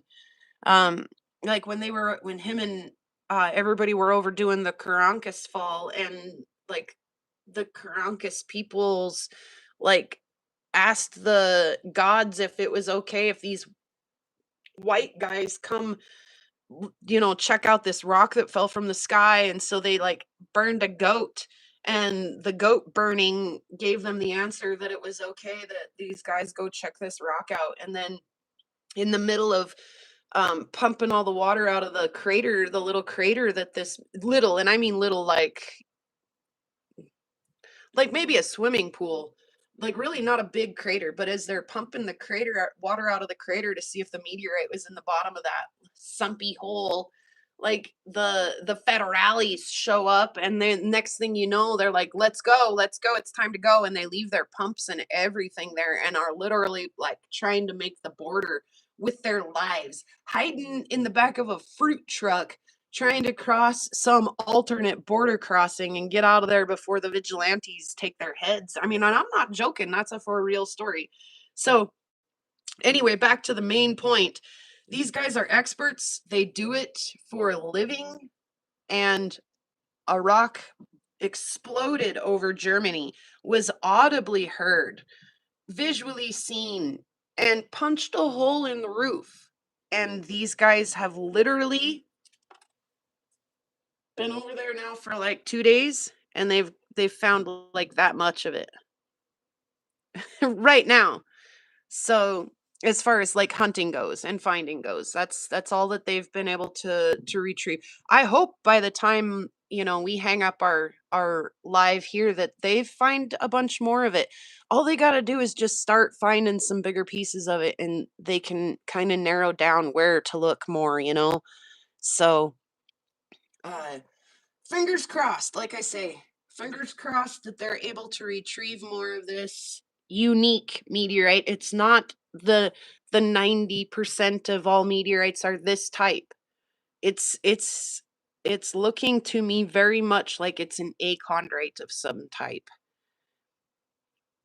So, and they spend money on the plane ticket and a hotel room, and they have to feed themselves while they're there. So we really, I mean, not just for return on their investment do we hope that they find pieces of this, but um again, as mentioned, it's raining, which it's, this isn't a like carbonaceous meteorite that's going to dissolve as soon as it rains, but it is an achondrite. You do want to catch it before it gets too soggy wet and aqueously altered by earth's water.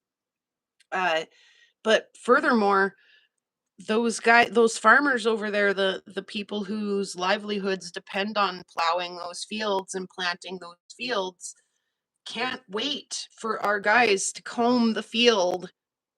So um that we hope that they can get on it, figure out where to be. I'm trying to avoid this weird shadow, so I keep moving it over here.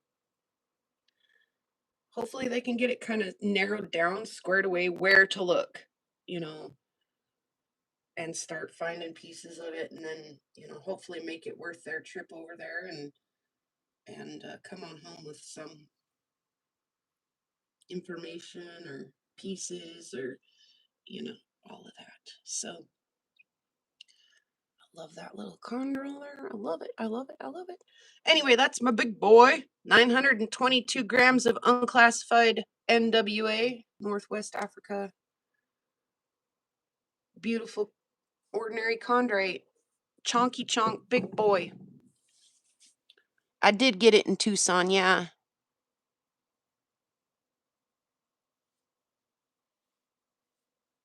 Yeah. So, like I say, the achondrites, is that what some of this is, maybe even? Yeah, here's a little piece of an auberite. These are just within arm's reach. I have some in the space case.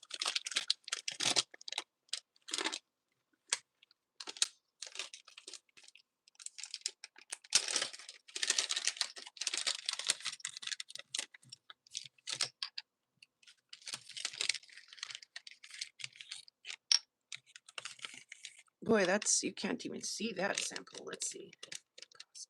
Okay, here's an auberite. Again, these are super small samples, and I do apologize. I do have some bigger ones in the space case, but um, yeah, these look like earth rocks. And if they aren't found at a fall like this or with fusion crust on them, they're unidentifiable from earth rocks. They're indistinguishable from, without lab testing. They're ridiculously similar to earth rocks. It's scary. Can I get this classified? Oh, I sure could, but I'd have to cut it. And over my dead body as I hold it to my chest. I do have one that I'm getting ready to send out to Mike Kelly for thin section. But yeah, just quick example, there's a little diagonite crystal in a little chunk. They look like freaking earth rocks. And it's not funny. It's not cute and it's not funny. Like I say, achondrites are the bane of my existence. Do I have a Norton County? I do not.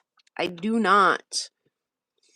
As far as stateside falls, I have a piece of Amo. I have a piece of, or not Amo, McDonough. I have a piece of Cranfield, and I have the 3 Montana falls that I could get. Other than that, I don't have any other named stateside falls. That's not what I collect. Yeah, it is an ordinary chondrite. Even this is, I don't understand this. So I picked this one out also in Tucson, and it's super bizarre. There's all this sand stuck in this, whatever this is. Um, it bewildered me. I took it up to the counter and, you know, it bewildered the seller as well. I took it back to the Meteorite Mansion and I cut it, and it really bewildered all of us. It's super not ordinary, and everybody's got a really good explanation of how this could be happening, what this is, why there's a meteorite inside of all of what is that fusion crust, weathering rind, what is this other material? So there's been a lot of really good explanations for what's going on, and it's definitely a meteorite. There's chondrules in it, and we can see that definitely really good under cross-polarized light. Let's see, where'd my little poker go? Here it is. Is it in focus for you? Yes, like here's a chondrule, there's one.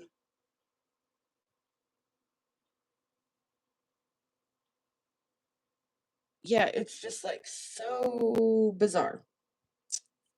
It's got like sharp angles, sharp lines, and I don't understand this in the slightest. Anyway, I did visit with Mike Kelly about it, and without planning this, I cut like a 23 or a 24 gram sample off there. So if I decide to classify this, so I'm going to send this end piece to Mike Kelly, and he's going to put it on the isomet and take what he needs off there to make a thin section. And if I need to, if it looks promising after thin section, then that's enough to send in for a type sample with a thin section for classification. So we'll see. But anyway, this little chunk here is headed to go see Mike Kelly very soon, because I don't get it. So, I mean, I think that that's just a weathered ordinary chondrite. So that kind of concerns me. Do I classify that? Does that merit it? But again, maybe there should be a write-up or a research done on what the hell caused that. So yeah, the irony of this damn piece. I went to Tucson to buy ordinary meteorites that I could stuff things into, and I got some ordinary meteorites stuffed into something. Like, it's exactly the backward of what I like. I will probably, ultimately end up taking some of these like little end pieces of meteorite and stuff that I have and putting them down into earth rocks. But yeah, nature beat me to that. Nature beat me to it. Yeah, I don't know either. Yeah, it's bizarre. So, but anyway, like the update on that is I did ask Mike Kelly. I did talk to Mike Kelly. That's a new crack. I've never seen that there before. That's a bummer.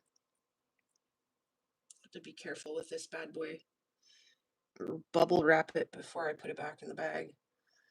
I did talk to Mike Kelly, and he was kind of like, I think, I think I know what's going on there, but it would help us to get a little bit more specific. if we could know for sure. And a good way to start to know for sure would be to cut a thin section of it.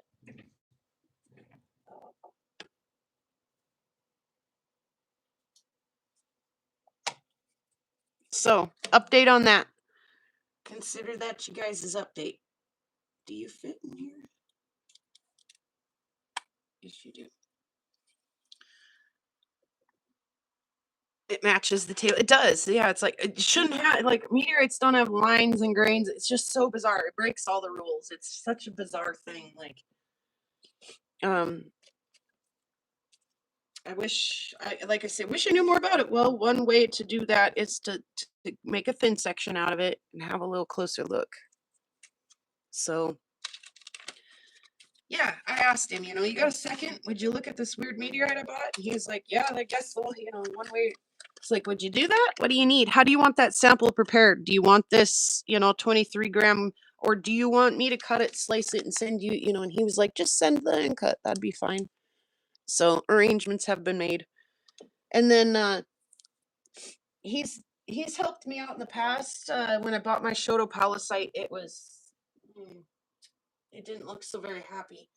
And he refinished that for me, and he won't he won't accept any money from me for it. I did give him some earth rocks in exchange for that, but I think this time I'll give him a piece of that breccia meteorite that I cut.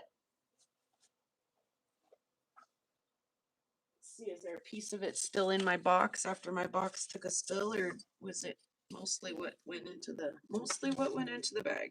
Let me see if I can find a piece.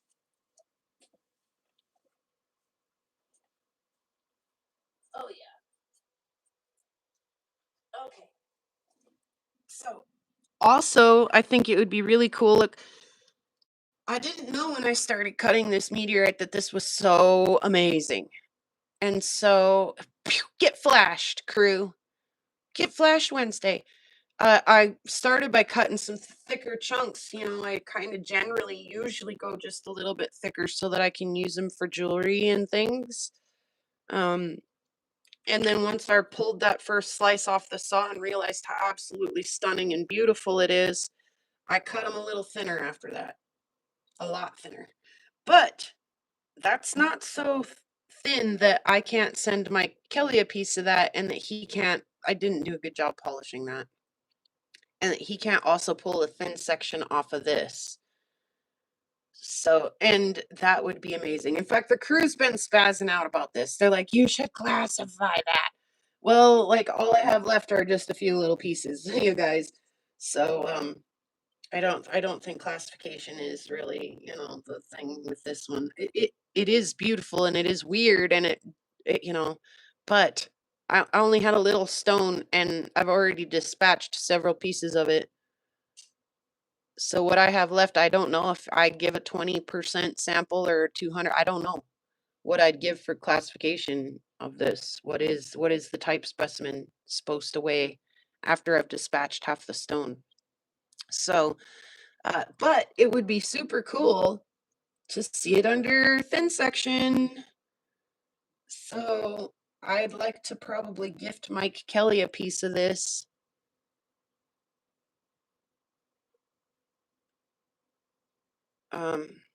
For his own personal thin section making. I don't need a thin section. I don't have a microscope really to look at it, and I'm not into that, but he can cut one and share it with us. That'd be wonderful.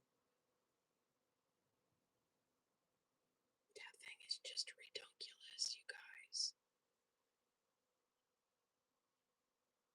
And again, I'd like to remind you, you don't pick good meteorites like this the first few that you pick. It takes a long time. You got to pick a few duds before you pick a stud like that. I can't tell you guys like how tuned out the world was when I was in Tucson. Shit is that piece of film in there? That's a nice one. Yeah, get one of those. When I was in Tucson looking at meteorites in the NWA boxes that were made available to me, it was just like me and my cross polar, like, and like I didn't hear anything, I didn't see anything. No, they don't, Lurker Troy. They don't. Let me let you look at my key really quick. I'll be right back. What goes in must come out. I need to go use the restroom really quick.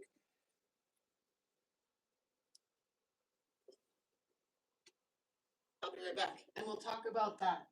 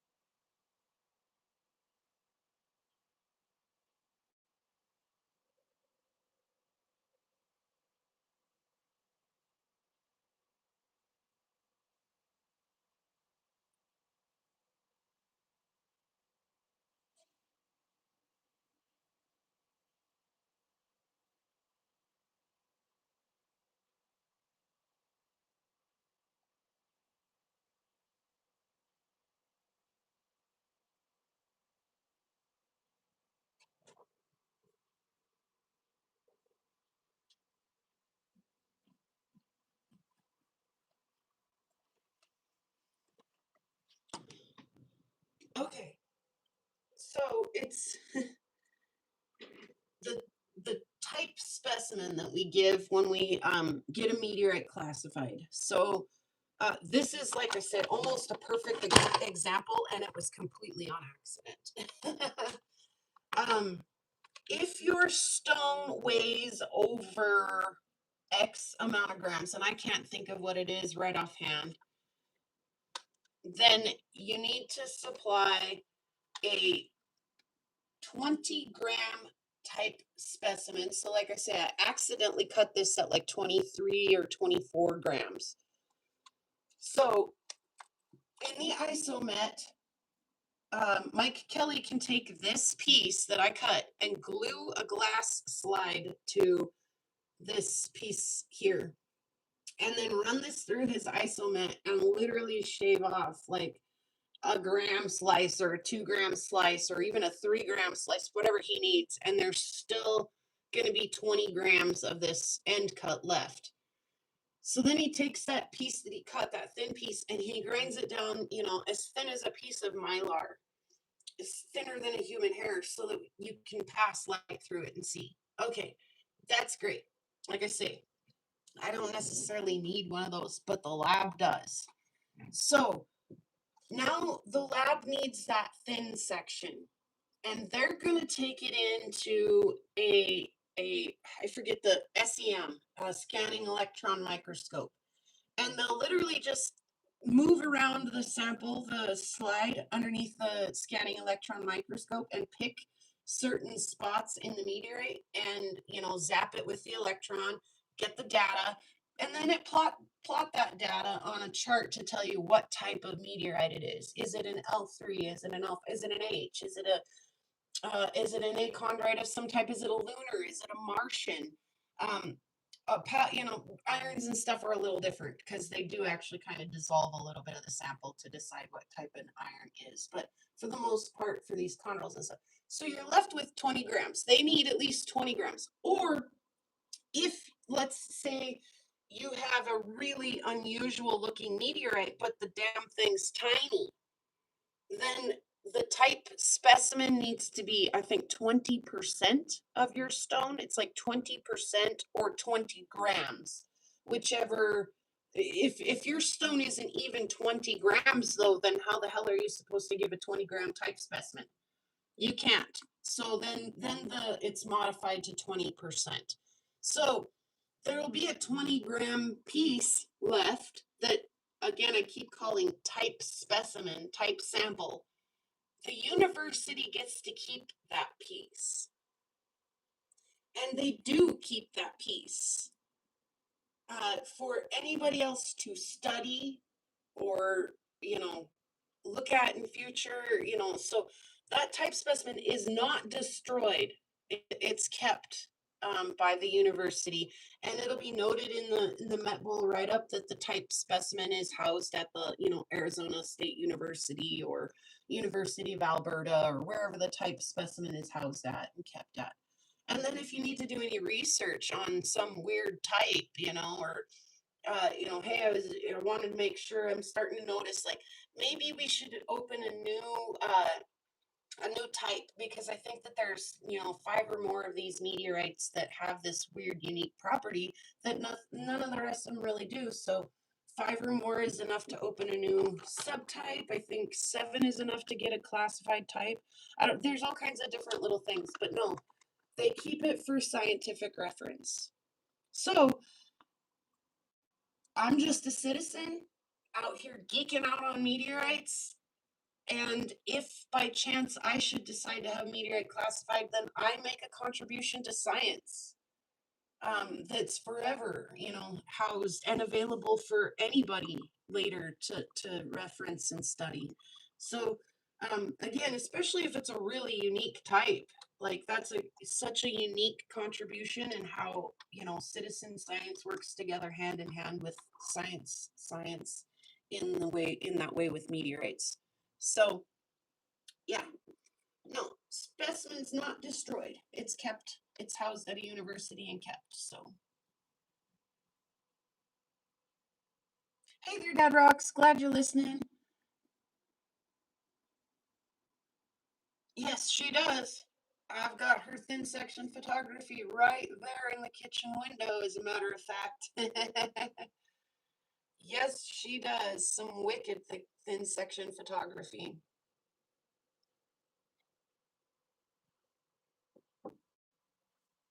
So, Mike Kelly can't classify my meteorite, even though he can make this thin section. But he can do what Marissa's doing with her microscope, and we can look at it under the cross polarized light, and we can determine a lot of what's going on inside these meteorites just by that. Again, that's not enough to classify or to say how much, how much metal's in there, how much olovine's in there, or bronzite, or whatever. Like that comes from the lab. And that's done not with just a microscope with cross polarized light, but a scanning electron microscope. Hey, Meg, send it to Daniel. I might. I might. I might. There's a couples.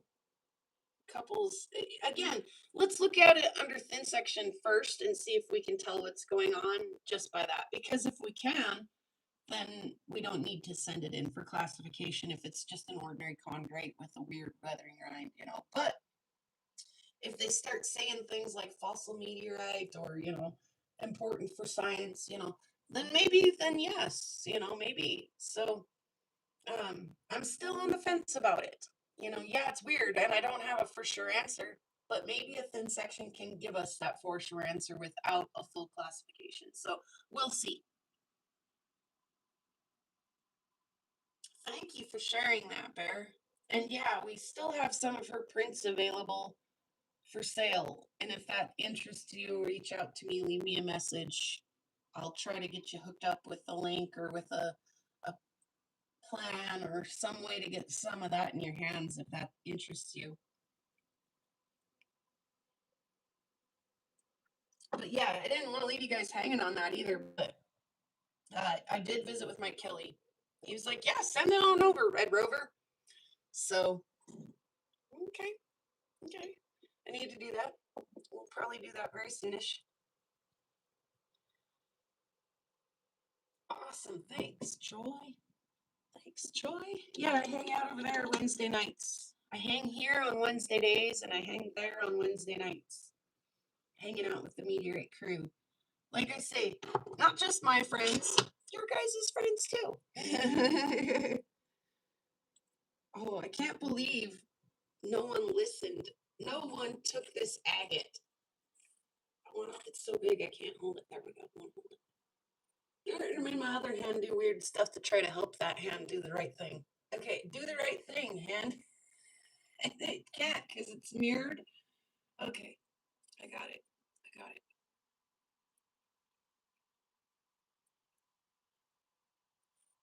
So, that thing is nuts. Yeah, yeah, I see some kind of like African mask. Like here's the eyes and like here's the mouth and the nose and the eyebrows. Like some kind of boogity boogity boogity. Hoo, hoo, hoo. Nice when you're on a head on a hole. Okay, that was way over the top. That might be our for sure sign that it's time to maybe end today's live. Oh my goodness, let's see there. It's a little pile of achondrites that I pulled out of that little baggie that just happened to be handy on the desk here. So yeah, we'll see about that fall in Germany. I really, again, fingers crossed, send some good vibes, whatever it is that you do, go out and like, put your crystal in the moonlight tonight or something and let's all hope real hard that they can retrieve some pieces of that and come back and have some great stories to share. But yeah, that's a great fall over Germany. Seen and heard and hit a house. That's all the best circumstances you could possibly ask for as a meteorite hunter. And look how much they're struggling. They've been there for 2 days and they got that much to show. Okay, it's a little more than that. It might be a little bit more like that much to show. So, amongst a whole handful of them. So, uh, meteorite hunting is hard. Meteorite finding is even harder. And I do have, like I say, best wishes to these guys who invest their money and their time into getting on a plane and going over there and trying to retrieve these things. Not just for themselves, like I say, not just for themselves. Every one of these that gets a classification has a type specimen submitted to science. So it's always building that bigger picture of what do we know about meteorites and what do we still have to learn. Pretty freaking awesome, if you ask me. So, wishing them the best of luck. And in the meantime, I've been working on stuff like crazy over here. So has lava bison. We've got the rocks in the cactus juice right now. They've got to set at least 24 hours. I think we'll take them out, I think, on Friday and put them in the oven. Um, and bake the cactus juice just a little bit. And so wish me luck on that. Please, if you're into that wish and luck thing and send me some good juju if you want, because hopefully that turns out. I have some really cool material in there from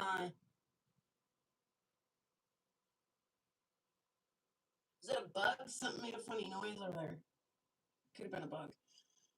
Uh, yeah, so some really cool stuff from Dino Bone to some self-collected stuff like quartz, druzy, quartzy stuff that kind of got a little crumbly. That peanut obsidian. I put some Spencer Galaxy obsidian in there too. So let's hope that the cactus juice we've read all the directions 1,000 times and disputed. Is 24 hours long enough? Is 20 27 or 28 hours long enough? Um, so yeah, I was able to pull one little cab out of the Spencer Obsidian, and it's gorgeous. The Galaxy Obsidian. I really like it. But a lot of it is a bit on the crumbly side. So let's see how it does after it's been stabilized. I'm sure it's gonna kick ass. I'm kind of sure it's gonna kick ass, you guys. So yeah, hopefully all goes well there. Like I say, when I tried the Opticon, I didn't know. I kept reading it. It says wipe off the excess. Well, what is excess? Do you want like a? I think I. Excuse me. I can't quit coffee.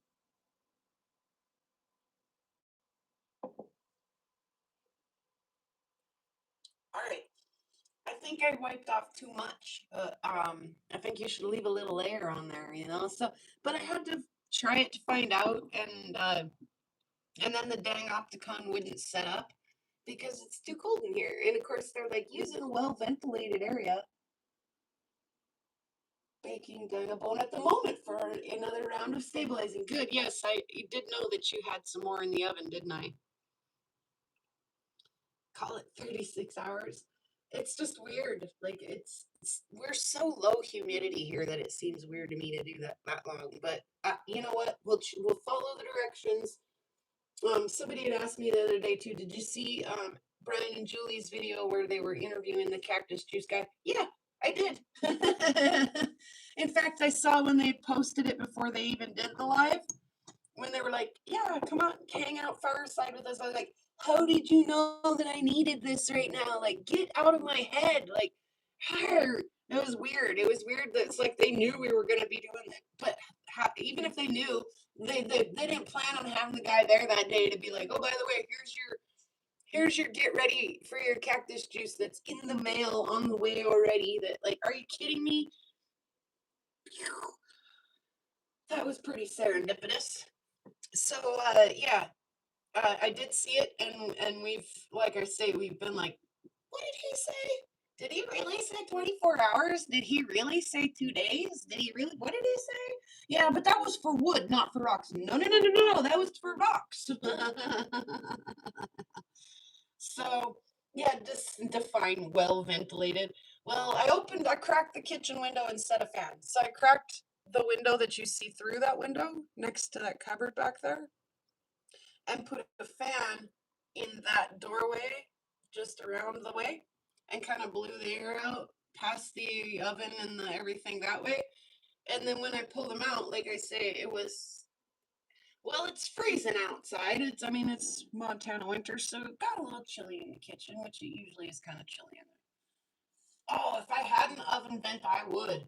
Because it was Bear's birthday that night, and I called him up and I was like, "Yeah, I got rocks in the oven." And I actually, like a fool, cracked the oven, leaned my phone and my face in, and was like, "Whoa!" Oh, I was like, that packed a punch, that kicked my butt. Like, oh my God, shut the door, turn the fan on. Holy crap. Oh, shoot. So, yeah, I learned a lot about the Opticon. I actually would like to try it again and see if I can get a better result out of it now that I've tried it and gotten a little bit familiar with it. And I've got stuff for days that I could stabilize too. Um, so I'm at no shortage there. So uh, yeah, now that I know, now that I rode the struggle bus trying to get it set up, baked it. I did it twice because I thought I'd read that I didn't mix the stuff good, and it was not that. It was that it was too cold in here. As soon as I got them warm, they turned out great. Excuse me.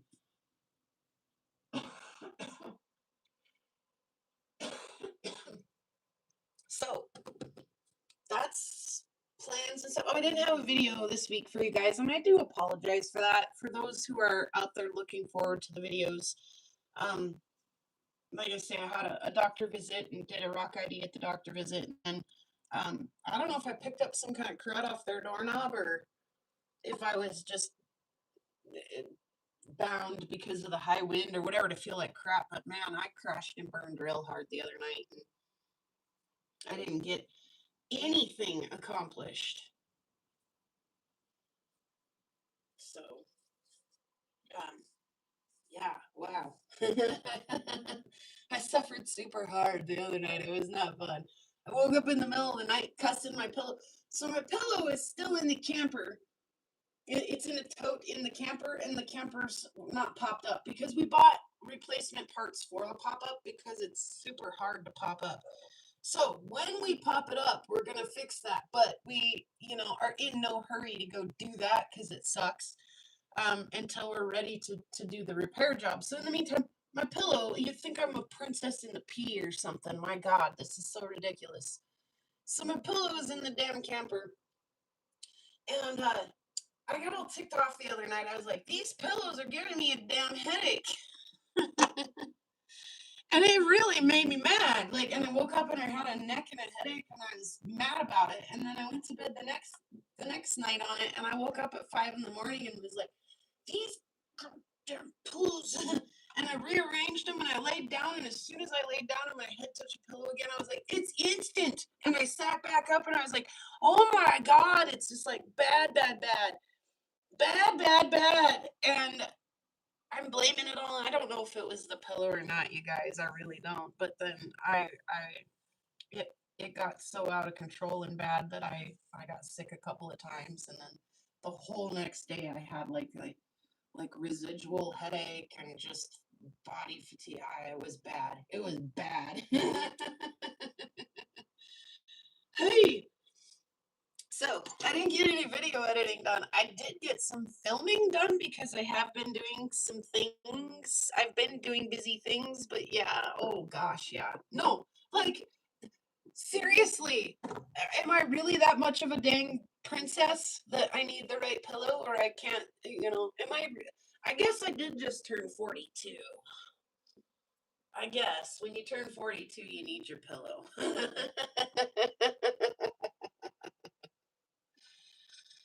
Oh,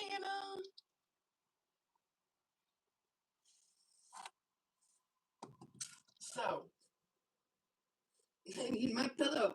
Yeah, yeah, yeah, for real. I don't know, like I say, if I caught some kind of funky funk off their doorknob or at the clinic, or if it was my pillow, or if I was just blaming my pillow and having a rough night anyway. But it's probably all the fumes I huffed in the last few days. Who knows? But either way, it put a full stop on the Prairie Girl for a whole like 24 hours. I did not leave that couch the whole next day. I was like, TV, that's fine. That's the plan for today. So, but yeah, apologies if you're really looking forward to that video every week. I didn't get it done. I'll make up for it somehow. I'll try anyway. So, but yeah, updates on all kinds of stuff. What's been cutting? Gosh dang, that shirt's so super pretty. That shirt and that agate. Stop it. Stop it. The obsidian. Are you kidding me? I mean,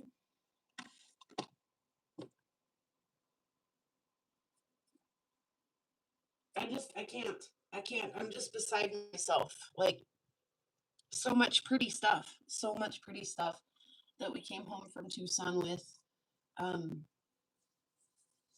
I I can't. I could just, if only I had more than one of me, I'd just be like, okay, one of you gets on the little saw, one of you gets on the big saw, one of you gets on the Dremel, one of you gets on the flat lap, and let's do this. Oh, and by the way, could we have one more?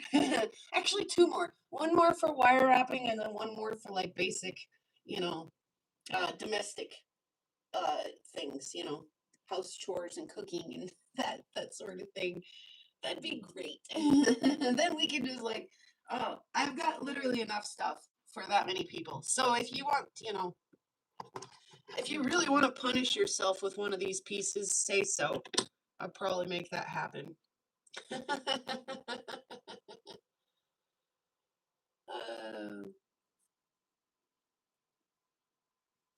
so on that note, though, I've been busy. You've been busy. We've been busy. We've all been busy. Lots more going on. Like I think I've been busy, but probably should recant that statement and say, hey man, I didn't jump on a plane and fly over to Germany. Um, and like I say too, I'll try to keep in touch with those guys. And get some updates if updates are available.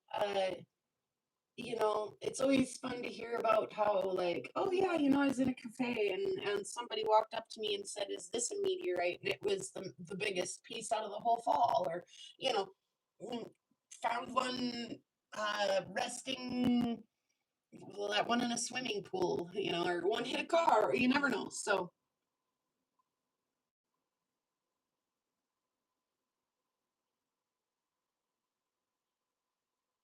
yeah, yeah, exactly. Don't lick the doorknob. You're funny. Don't lick rocks either.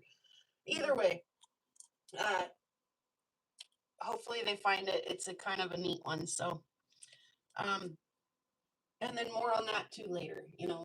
What's it look like for classification? Who's going to do the classification? Is there somebody over in Germany that'll do that classification, or will they bring it over stateside and do it here? I don't know. I'm curious. We'll follow along just as much as we can as we get the details. Like I said, I don't know a whole lot about it right now. It came in, it sonic boomed, it was witnessed, it hit a house, and they haven't found a whole lot of it yet. They hope to. So we did some more opals. I'm getting a little braver. I'm playing a lot more in the color now than I was at the get go. Did Lava Bison's little carvings. They crack me up. They're so great. They're so funky. Um, I got into the obsidian, and I'm glad I did. Obsidian and me have not got along. It did hit a house. It did. Yes, Secretary. Yep. Yep. A piece of it punched through a tile roof, a roof tile. So over in Germany, I guess there's like, um, yeah, they're okay. No, nobody got hit. That would have been the main news if it actually struck somebody, but it didn't. It hit a house. Um, so yeah,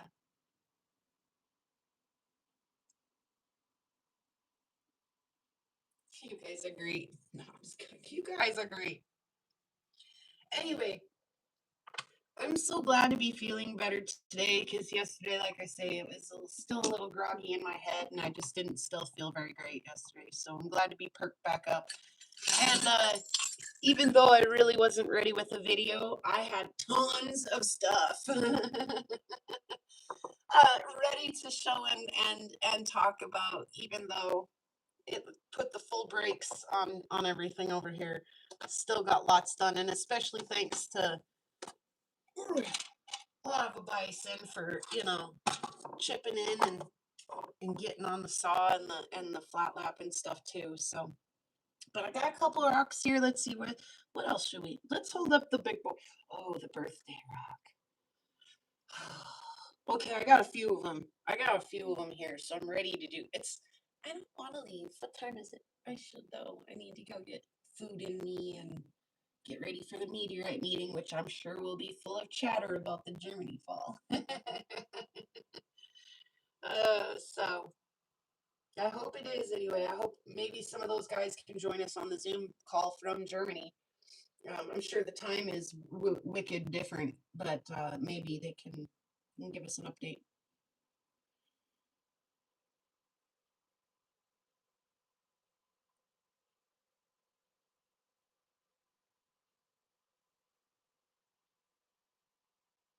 Ew, agree. Doorknobs are probably cleaner than our phones. Don't say stuff like that, dude. Gross. And I do clean my phone. It gets all splattered with flat lap dust and smatter and spatter. And then, like I say, I'm trying to type and I've got oil and stuff, so you can start to see like little water droplets and oil droplets where the keypad is on my phone. So I clean mine pretty frequently. Yes, they do. Yes, they do. For gross. Yeah. All right. Now we're talking about how disgusting phones and doorknobs are, so let's call it a day. Yeah, like I say, so much going on over here. It's nuts. And look at this sunshine today. Sorry, you could see my microphone like clipped in a really kind of odd spot on my shirt, but that's a smart left. Look at that sunbeam. Oh my goodness, it just feels good. Our days are getting longer. The daylight screwiness, I mean, daylight savings has been a little weird. Right about the time I was getting used to the other time, now it's switched. In fact, gosh dang it, it switched. So now what time is my meteorite meeting? Now I have to ask Google what time it is in Arizona every Wednesday night for the next like 6 Wednesdays straight, at least, so that I don't get it all bass awkward. All right, the platinum and palladium rock, you guys. Oh my goodness. We'll have to cut this thing soon and see what's inside, and we'll have to do something really nice for Sam the Rock Man, and maybe he can get on and visit with us. Maybe I kind of thought about doing an interview with him. Ooh, that clock is screwed up. I think we set it forward twice. So I don't know what time. Oh, there it is. 2:30. It's 1:30 there. So now they're not on the same time as me. They're an hour behind me. 1:30 there. Okay. Yeah. I still am confused about what time I need to be there.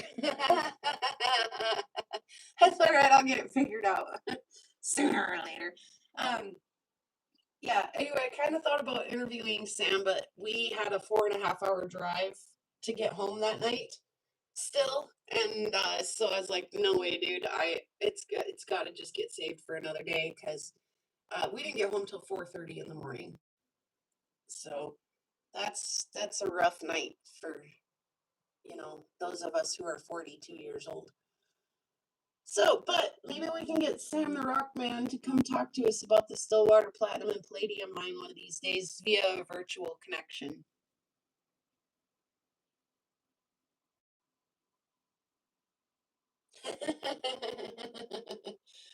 Yeah, and not one single one of these rocks that Sam has brought me has looked identical to the other. I mean, yes, same stuff, just different patterns and some of them have more of the pyrite in it, some of them have more of the gabbro in it, some of them have more of this like little agate banding sort of stuff in it.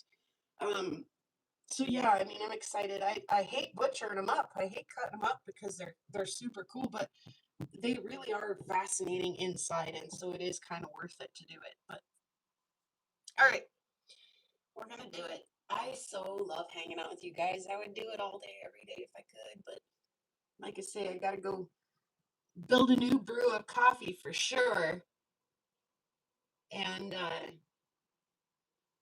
get ready for my meteorite meeting tonight and all of that stuff. Go lurk around, see what everybody else has been doing and up to. So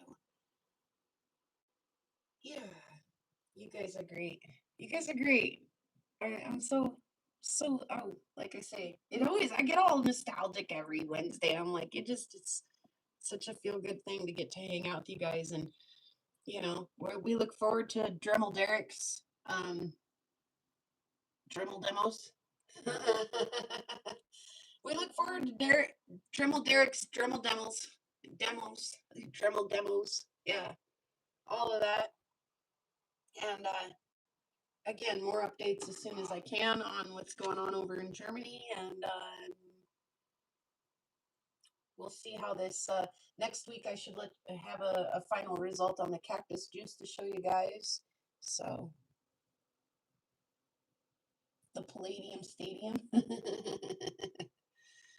Oh, try to say that 10 times. All right. Pretty rocks out on the prairie. Pretty rocks are everywhere. Pretty rocks for us to look at. Pretty rocks are everywhere. There's a pink one and a green one and a blue one and a yellow one, and they all are very pretty, and they all are everywhere. Get in that hole. You get in that hole. You get in there. You get in there. Oh, thank you guys, everyone, for joining. And in a world where you can choose to be anything, choose to be kind. A rock count. Oh, peace and peace.